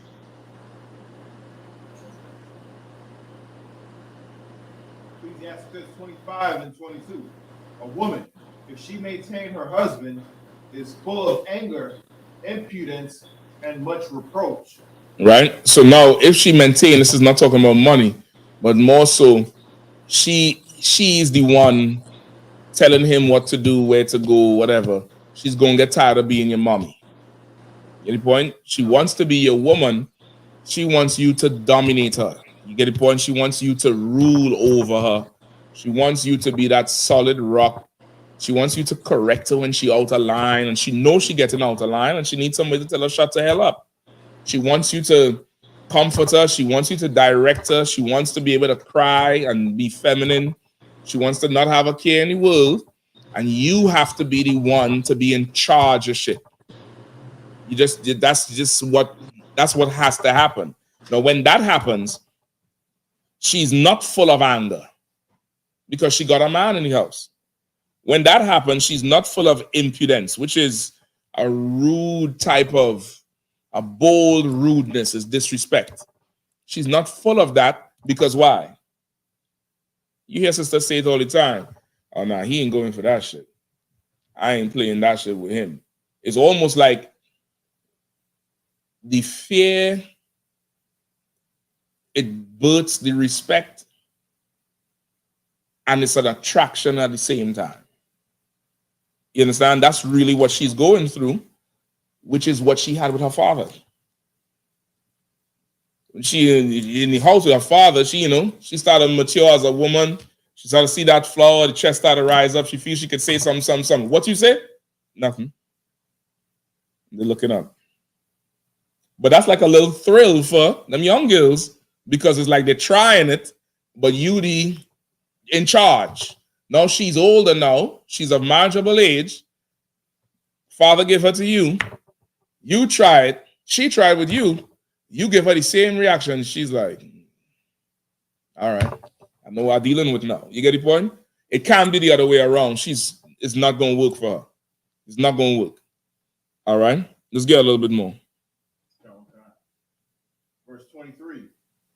A wicked woman abateth the courage Like a wicked woman abated the courage, Mhm. maketh a heavy countenance and a wounded heart. Mhm. A woman that will not comfort her husband in distress maketh weak hands and feeble knees. You understand? And that's what starts to happen, because now she starts to become an evil ass broad, and she abates your courage. She takes your courage from you. Now you can't show up to camp. Now you're full of worry and fear because she's not giving you that thing that you could recharge from. You understand? When we say a heavy countenance and a wounded heart, now your brother could just look at you and be like, damn, he in hell. He in hell. The car pull up to drop you by the camp. The windows up. Hey, so and so come. Hey, are you looking to say shalom? He opened the door. And close back the door, no sound. So you know inside that damn car what the hell was going on. And he closed the door and he put it back on and he walk up to the thing and his head down. And you know, yeah, that bitch giving him some hell. The bitch giving him some hell. Brother pull you aside. Hey, what's going on, brother? Man, so and so and so and so. Did you call her bitch yet? No, I can't do that. Okay. Okay. What's your topic? What's your topic today? What you speaking on? You got some good precepts, brother. Go up there, get him. You don't call her bitch. That's you. I'll call her bitch for you. Go ahead.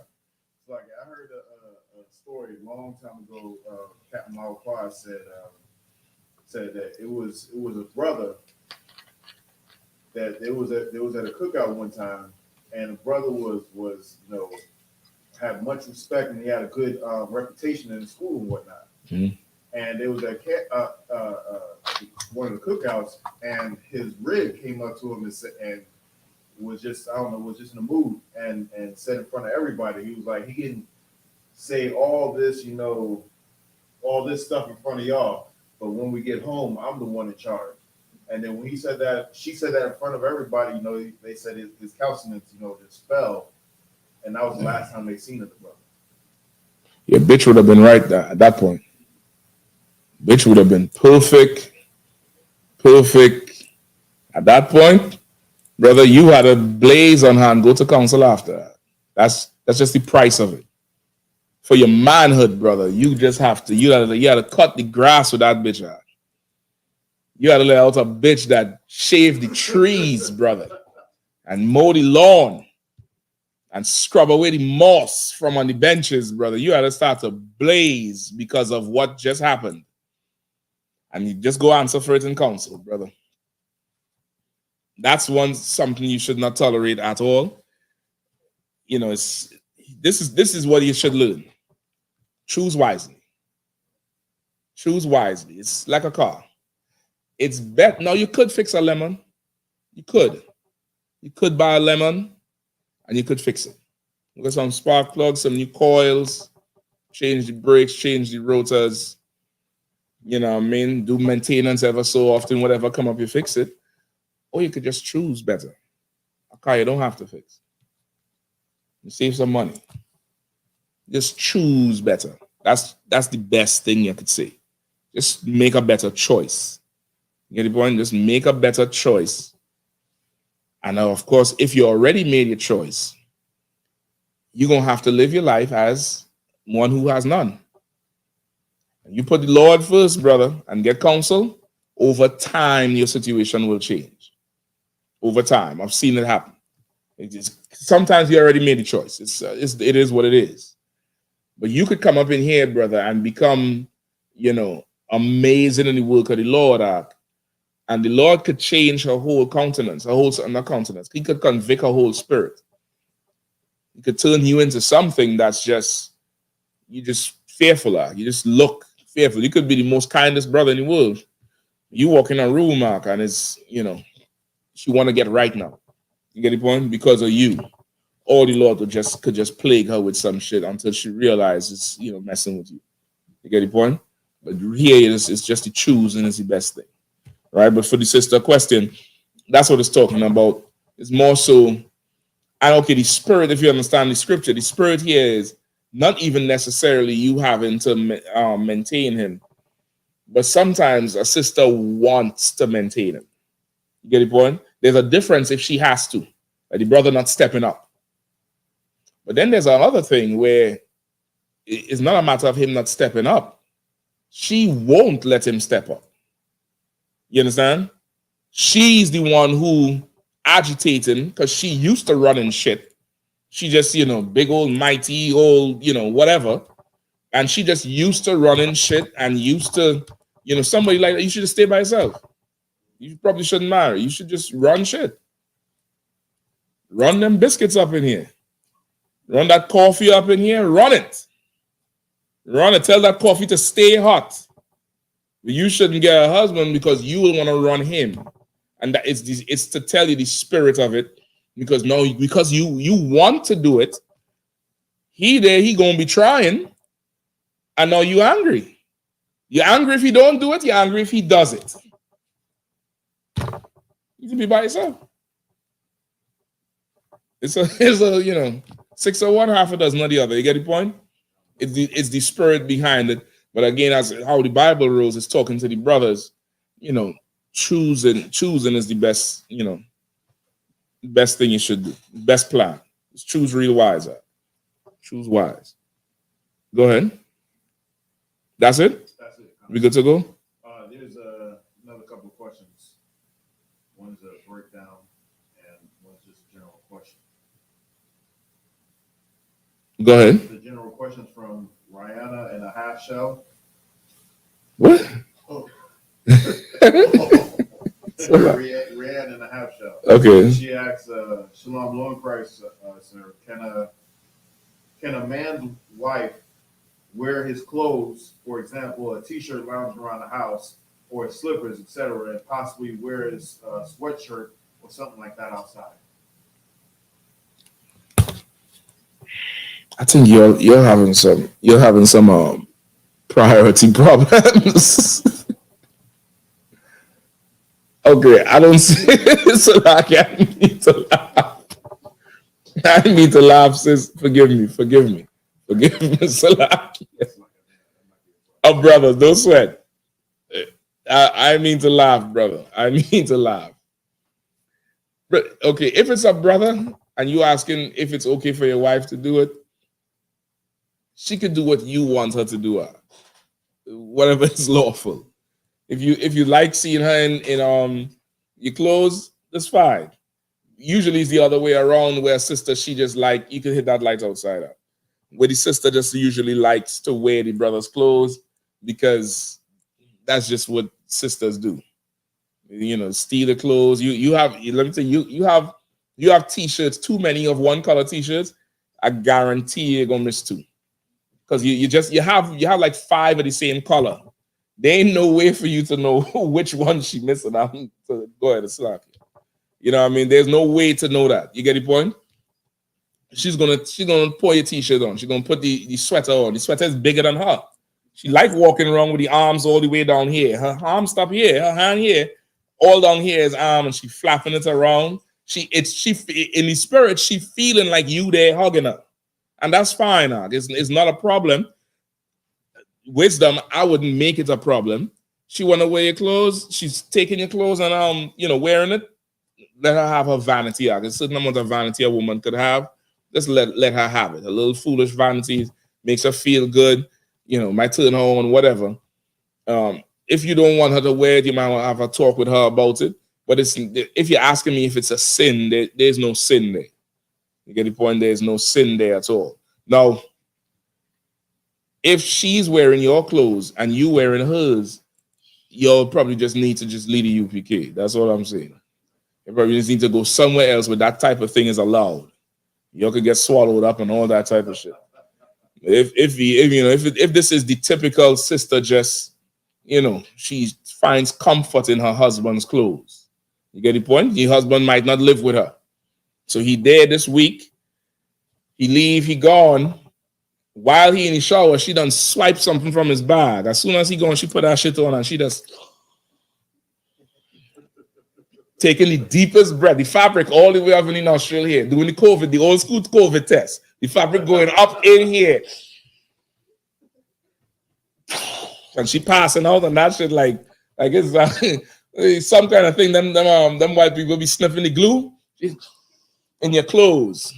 That's fine. Ain't nothing wrong with that. There's nothing wrong with it. It's not unlawful. But of course, if you have a problem with it, you just want to talk to her about it because it's not a sin. It's a preference type thing. All right. Any more? Come on. He said, it's like I was asking because of the law, women shouldn't wear what is for a man. Bukwash, I was going to say that first, And I say, you know what? Let me not be an enemy. Let me give, whoever is asking the question the benefit of the doubt.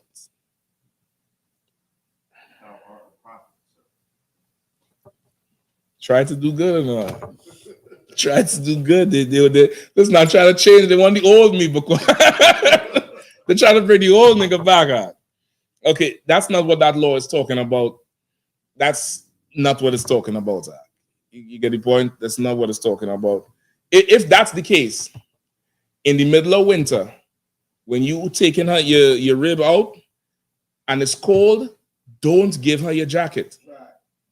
Because she's sinning. She'll be wearing what pertains to a man, right or wrong. Unless you wearing a bitch jacket, unless you having some female old jacket, and then you giving it to her, so now the jacket would fit her, then that's lawful. But if that's the case, you go out with her in, winter time, brother. Not even winter. We come back from Passover. DC was 45 degrees. Just how I like it. Just how I likes it, brother. You know what I mean? Take that Hebrew Academy jacket, put it on Eve. Go ahead, warm up, baby. Don't worry about it. I can handle this thing right here. Y'all know how I roll. I go out there with a t-shirt. I don't care about no cold. Cold is my friend. You get the point? If that's the case, if that's the law that a woman should not wear what pertains to a man, never put your jacket on her to keep her warm. Let that bitch freeze. Right? Let her freeze. It'll be good for her. All right, Rian. All right. There's clothes that's gender specific. There's pants made for men. There's pants made for women. There's shirts made for men. There's shirts made for women. If you're doing things the right way, brother, you're ready. She's going to take your shirt and wear it. That's just what she's going to do. Not because she's trying to be you. She's trying to feel you. But of course, I don't know if you with them purple faggots, but if you with, you don't know what the hell that is. They ain't trying to feel you all. You all had to rape the broads and she got a headache and all that type of shit. So she ain't trying to smell you after you gone out. She's spraying the house down. Yeah, I mean, go ahead. It's like the spirit of, you bring the spirit of it. She wearing his clothes for not only just to maybe smell him, but she taking it outside. She want every dude to know she got to do. Because she wearing her man clothes. She wearing her man clothes. They baggy, it's dude clothes. And she didn't wear his clothes. She went, that's what he said, specifically said wearing his sweater. I didn't hear, he didn't say pants, right? I think he said shirt and sweater. Right? He didn't say pants. A sweatshirt. Sweatshirt is the one with the hoodie, right? Women wear that because they like you. If you're confused about that, you should watch more Commander Johnny Yahanna and less of that purple sodomite. Women wear that shit because they like you. You get the point? Over there, I know they make you all wear whatever they want you to wear. But, Anyway, let's move on. Anything else? Sir, can I get a general breakdown on Ecclesiastes 7, 2-6? Ecclesiastes, not Ecclesiasticus, right? All right, let's get it. It's Ecclesiastes chapter 7, verse 2. Right? And listen now, the reason most people don't understand, Deuteronomy 22 and 5 is because they didn't come to the Passover. The Passover, if you in the UPK's Passover, the Lord's Passover, you begin to understand all things. And simple things will not be an issue for you at all. You get the point? It would not be an issue for you at all. It's, and okay, sweatshirts. I do believe there's unisex sweatshirts, right? When you go to them universities, you buy a large, extra large. It ain't cut different. It's just a sweatshirt. So that law it's not applying to that. You just need to get taught. Watch less of them and more of us. Watch none of them and more of us, and you'll be fine. You'll be fine. Go ahead. I had a homie that came to Passover for the first time this year, and he brought his his daughters. And he said, man, his youngest daughter, as soon as she got there, she was like, I like this. Damn. Like, what you like about it? How old is his youngest daughter? Maybe like 15, 16. So she's still in that princessy phase. You get the point? She's still in that princessy phase. So you have a young girl, young brothers too, come in there and they see brothers with the tall boots and the old garments, royal, and then they see the sisters. The sisters was extra princessy this year. Garment coming down with the kind of taper in the back, down to the floor. And you know, the thing, some of them was wearing the gloves. Some sister was in there with the Texas hat with the princess dress. A girl seeing that inspires something in her, like, damn, this is fly. I like this shit. It look rich. You know what I mean? Go ahead. He said, what do you like about it? First thing she said, well, ain't no white people. Give her a hand. Give her a hand. She's wise too. The scripture says she opened her mouth with what with wisdom. I heard later, they were sitting there the whole time plotting on what they wearing next year. Listen, man, that's good, man. Listen, let them keep coming to class and get strong in the truth. And listen, you don't have to wait till next year to wear that. We got Feast of First Fruits coming up. You got after First Fruits is what? Day of Atonement? No, something else before Day of Atonement. Memorial, blowing the trumpets. You have Day of Atonement. You have Tabernacles. You have Hanukkah. You ain't got to wait till next year to wear something fly. Right. Yeah, we have holy days, you know. I mean, and our holy days is, you know, week long, all type of shit. You get the point? So definitely, they ain't got to wait. Shit, they could come to class. Hell, you see, Sister Yahanna over there. The headpiece matching the shirt, the jacket giving you the accent, and the shoes matching it all. You ain't got to wait till next year to wear something. Yeah, I know what you're talking about, right? Hey, where we at now? Ecclesiastes 7:2. Go ahead. It is better to go to the house of mourning than to go to the house of feasting. Mm-hmm. For that is the end of all men, and the living will lay it to his heart. Mm-hmm. Verse 3, sorrow is better than laughter, for by the sadness of the countenance the heart is made better. Mm-hmm. Verse 4, the heart of the wise is in the house of the mourning, but the heart of fools is in the house of mirth. All right. Verse 5. What verse on the 2 to what? 6. Sir. Okay. Verse 5. It is better to hear the rebuke of the wise than for a man to hear the song of fools. For as the crackling of thorns under a pot, so is the laughter of the fools. This also is vanity. It's cold. It's cold right there, boy. Who asked us? Ilazar. No sweat. All right. Give me it from the top. Ecclesiastes 7:2. Mm-hmm. It is better to go to the house of mourning than to go to the house of feasting. For that is the end of all men, and the living will lay it to his heart. Okay, so it's saying here, it's better to go to the house of mourning than to the house of feasting. For a few reasons, right? In the house of mourning, somebody has lost something, right? Somebody has lost something, maybe, you know, a relative, a loved one who done expired and dead, or they may have gotten news that's horrible. You get the point? Horrible news. They might have to cut something off, or, you know, they got diagnosed with something. And it's better to go to that house than the house of joy. Because when you choose to sit in the mud with someone, it does something to that person, and they will remember you forever. Versus the house of joy, ain't nobody care who you know, and who was around when we was just having fun. Get the point? That doesn't hold as much as I remember when I was down bad and you was there. You get the point? It's giving you that spirit of it.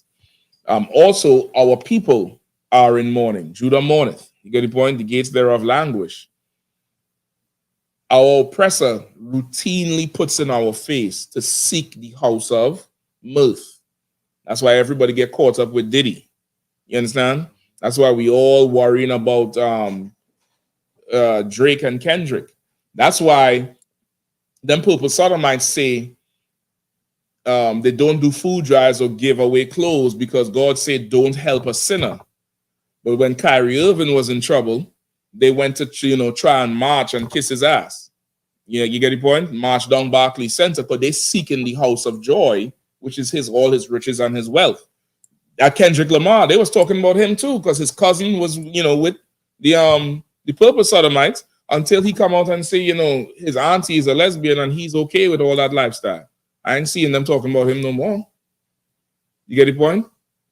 They didn't say nothing about him, but they'll go on some corner and blaze on some little kids somewhere, or single out somebody, some little Israelite somewhere crossing the street, and single them out and attack them, become an enemy to them instead of a friend. They actually become an enemy.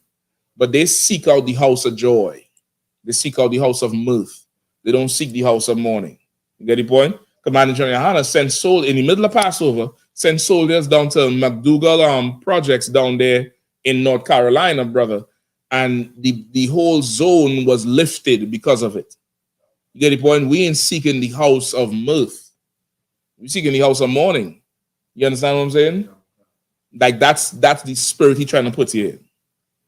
All right, let's get some more. Right, and it's not saying you can't go hang out with your people who having fun on the other context, like house is a party. It's not talking about that. He's just saying it's better to do this instead of that.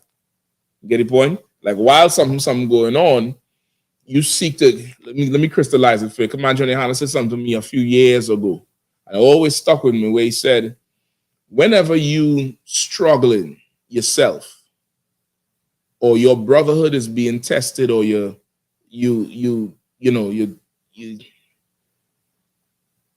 trying to fight demons, right? You want to seek out the problems of your brother and your sister. Because as you fighting their problems, your demons will leave you. That's how it works. You make their problems your priority, you don't have time to really focus on your demons. And they'll leave. Come on with it out. Let's come on with it out. Listen, I keep dropping it out. Keep dropping it. I'm trying to tell you. Here, zim, no idol. Some. God out of the Bible. Listen, man, that's my shit right there. That's my. If I ever join boxing or something, that's what I'm walking out to. Big old bronze gold mask. Here, some, no idol. You get the point? Keep going. Sorrow is better than laughter. For by the sadness of the countenance, the heart is made better. Right? Sorrow is better than laughter. For by the what? For by the countenance. The sadness. For by the sadness of the countenance, the heart is made better. What's he saying?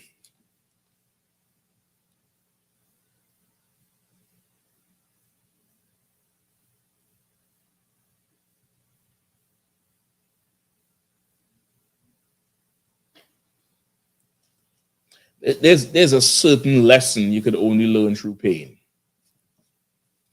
There's no other way to learn that lesson. There's certain lessons you learn, and the only way you might hear about it, you might be able to talk about it, but to understand it, pain teaches it. You get the point? There's certain lessons there's certain things, certain spirit, certain growth in your spirit, in your character, comes from pain. And that's just it. It's just life. Why y'all looking at me like that, man? Come on. Y'all looking at me like I say some evil. I remember the pain. Yeah, that's it, Doc. There's just certain things in life that, it's good. It's a good lesson. It's a good lesson you learn if you learn it. Get the point? If you don't learn it, what was the whole purpose of going through that shit for? But there's certain lessons you're going to learn through sorrow. You're going to learn it. Right? Keep going. Now the heart is made better. The heart is what? I'm not talking about this in your chest, but your mind, your spirit. That thing is made better because you went through this thing. You went through the whole highs and the lows and the let's call it the grief period. You went through the whole thing of it. Now you're better because of it. Now you're able to see that and sidestep it, or you don't react like that no more because you done took that bullet first. You get the point? You done took that first hit, and that first hit threw you down, and now you know how to take the hit like a football player. A football player, you get hit that one time and you lay it out. You come back from that concussion, now you know how to take the hit. And it's just that. All right? Go ahead. McQuash looking at me like, nigga, go ahead. Nah, it's like, so if I could, Mhm. I was remember when I was in Esau's military, I hadn't played football passing all that stuff since high school. It was a few years in between there, and when I first joined the team, it was like at the end of the practice and into the game. Mhm. So I was going to it was like a 4-hour bus ride going to the game. That whole ride, I was just worried about that first hit. Damn. And once that first hit, I got that first Yeah. hit. It was it. You remember now. Yeah, you was better because of it. Yeah, that's life, right? Some things you're just gonna go through. Some things is rough. Don't ask why me. What's the lesson I have to learn here? There's a lesson. There's a lesson. Don't ask why me. Don't cry. Act like you don't have no sorrow. Remember we just read that in 1 Corinthians? You gotta learn the lesson now. The lesson is gonna make your heart better. Now you're better because of it. That's that. Verse 4. The heart of the wise is in the house of mourning, Mm-hmm. but the heart of fools is in the house of mirth. Kind of on the same thing. You get the point? The house of mourning, there's a lot more lessons to learn, which means more wisdom. You get the point? Versus your life is just a bed of rose. You may not be all wise. You get the point? Or you seeking the house of mirth versus the house of sorrow. You trying to just go have a good time and just fade away in joy and pleasure. When there's somebody they'll find a spot in this uncomfortable situation and they'll sit in it. That person ready to learn. You get the point? This situation here is uncomfortable. It's not what they want. It's hurtful. They make a seat. Excuse me. Anybody sitting here? They sit and get good down in that thing, and you there, and you learning whatever you had to learn. The UPK is that house of sorrow. We full of joy. You'll see us for Passover. But this is the place where you learn. This is the place. The church is the house of mirth, and joy, and purpose sort of mindset, and with that old happy leader. You're so happy, just happy as you could be. And here's where you learn. You become better. You become wiser because of it. You get the point? Right? You could have wives and be as a man that has none versus going over there to be happy and they're telling you get rid of them. You understand? It's different. Go ahead. Verse 5. It is better to hear rebuke of the wise than for a man to hear the song of fools. Mm-hmm. Same thing. It's better to hear the rebuke of the wise. You get the point? Because why? The rebuke of the wise, what? What does it do to you? That is like telling them what's going wrong. You skip something. The rebuke of the wise does what? It'll put you in the house of mourning. Yeah, it'll hurt. It'll hurt you. Right? It'll hurt. That's better for you. You understand? That's better for you than a place that would not rebuke you, would not tell you what you're doing wrong. Would just let you be. And in life, because we all come out of the world, which is just Christian. I don't want to say come out of the church because not everybody grew up in church. but the world is Christian. And you coming out of the world, brother. The world makes everything comfortable for you and inclusive, and everybody got to feel okay, and the algorithm is stopping you and all this type of shit. When, don't be a sodomite could save your life. Brother, you got to man up a little bit on that brother. You can't have her running her mouth like that. You're going to have to go to war with her. But what if she leaves me? Let the bitch go. And you never get a call again. It's better. It's better for that. That's a better thing for you, right? It's better to get that correction. In Ecclesiasticus, there's a scripture says, better is the churlishness of a man than the something of a woman. I forget exactly how this goes. Let me see if I find it. Better is the churlishness of a man. I keep reading the quote. Read the scripture one more time. It says, Ecclesiastes 7:5. It is better to hear the rebuke of the wise than for a man to hear the song of fools. Right, give me Ecclesiasticus 42:14. Shabbat could grab it for you. Ecclesiasticus 42:14. Statement on my question online. Is on topic, or you could hold on.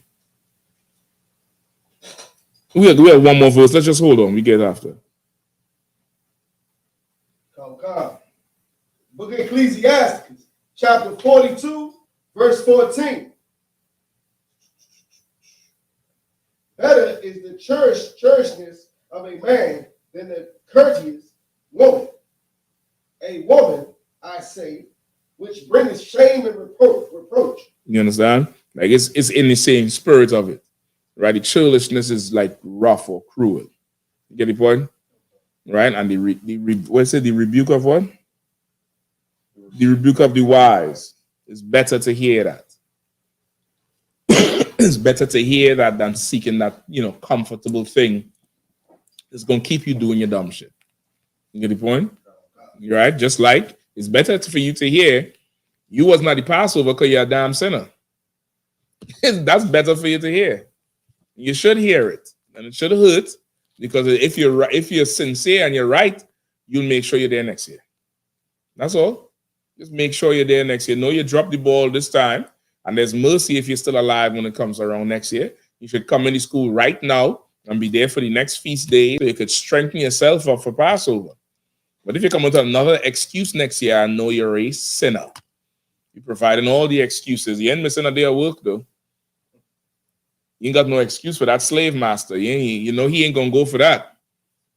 He ain't gonna go for that. Keep going. Yeah, go ahead. I'm about to say, bring to mind, like my slave said I couldn't come to the Passover at all. Yeah, I knew the slave was gonna end up on the short end of the stick. I just wanted to see how he was gonna do it. Go ahead. Like they told me, I was trying to at least give it a couple of days to be at the Passover. I ended up getting all week long. That's it.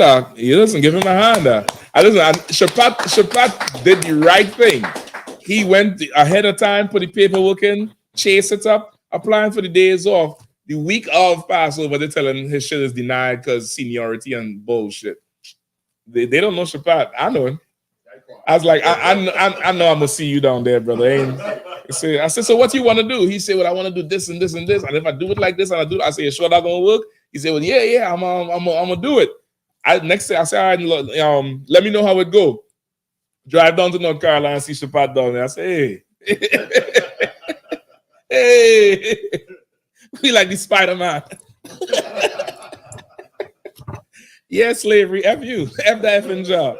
You ain't stopping nobody from no Passover, because, you know what I mean? But of course, if that's your excuse, I know there's some pork in your fridge. I know there's some kind of meat somewhere that ain't supposed to be. Keep going. Verse 6. For as the crackling of thorns under a pot, so is the laughter of the fool. Mm-hmm. This also is vanity. Right? So just like how on the pot, thorns, like once again, like I was talking about the grill, like old school people would put dried branches or twigs or something just to keep the fire going. Just like that, how that crackles. You just crackle out of time, the fire going in, clack, clack, clack. That's the crackling of a fool in the house of joy. It's just, it's going to end as soon as that fire consumes it. You know what I mean? It's nothing. It's going to fade away. It's just out of place, out of timing. And it's a fool because of the joy. Because of that thing there, you're not wise. You ain't been through enough. You ain't been through enough adversity. Right? Adversity is something you should welcome and take on. You're going to learn a whole lot from it. Adversity is an excellent teacher. Right? That's it. I hope the brother understand that. Just holding something. Somebody had a statement? Mickey Mouse says, so you're not a sinner? Mickey, whatever. Shit. What you want, Mickey? What you want? Who else? What's we getting? All right. I ain't a sinner, but don't push me. Mickey, you gonna make me sin. You gonna make me sin. Hell, Mickey. Yeah, I mean, I don't like mice in my house, Mickey. I put them to death. I'm telling you straight up. I put them to death, brother. Make me sin. I ain't a sinner. Don't push me.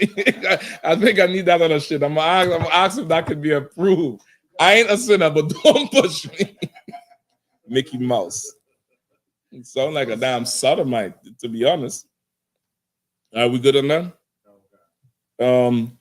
So hold on, what time we are? Now we'll end it there. Listen, all that's the reason why you're a sinner. It was not the Passover, right? Mickey was not the Passover. I'm sure about it. I'm absolutely sure Mickey Mouse wasn't there, and that's why he's asking, right? Mickey, was you at the Passover? Huh? Was you there? Was you there in Snow Hill?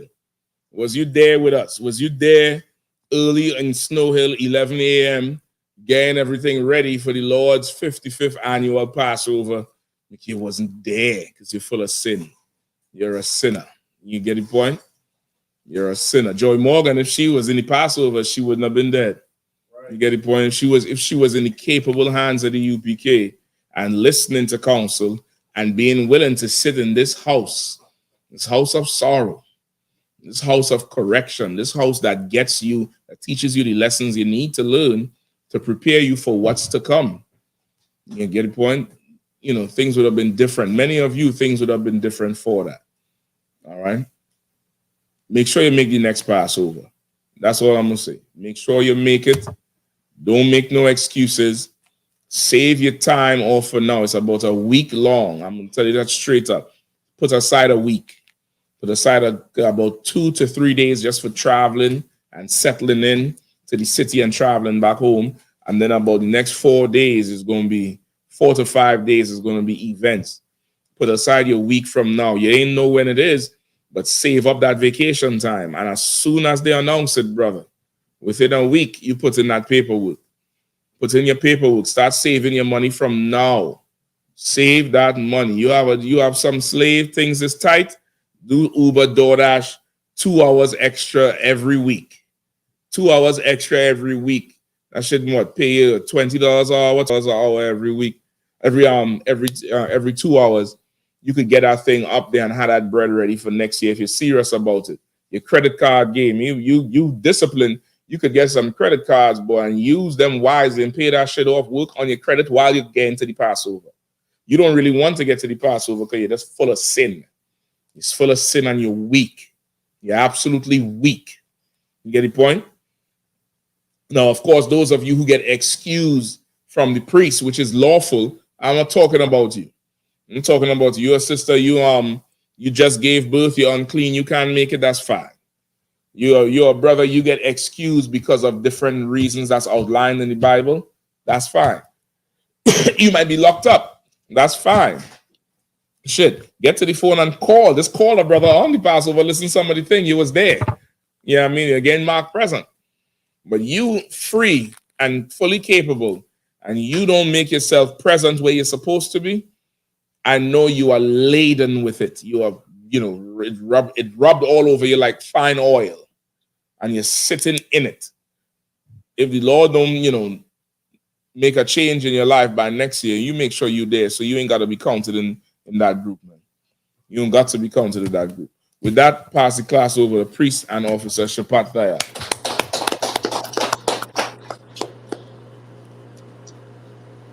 I.S.U.P.K security announcements. We the I.S.U.P.K. out of 1 West 125th Street, Harlem, New York. By the commanding General Yahanna. New rules for brothers and sisters. When a new brother or sister comes to the school, they are them for 6 months. They're to be saluted only. They're here to share themselves with the world. After 6 months, if a brother or sister has an interest in a particular person, he or she must get permission from the head to speak to a brother or sister. There's another 6 months in which the brother and sister will court each other.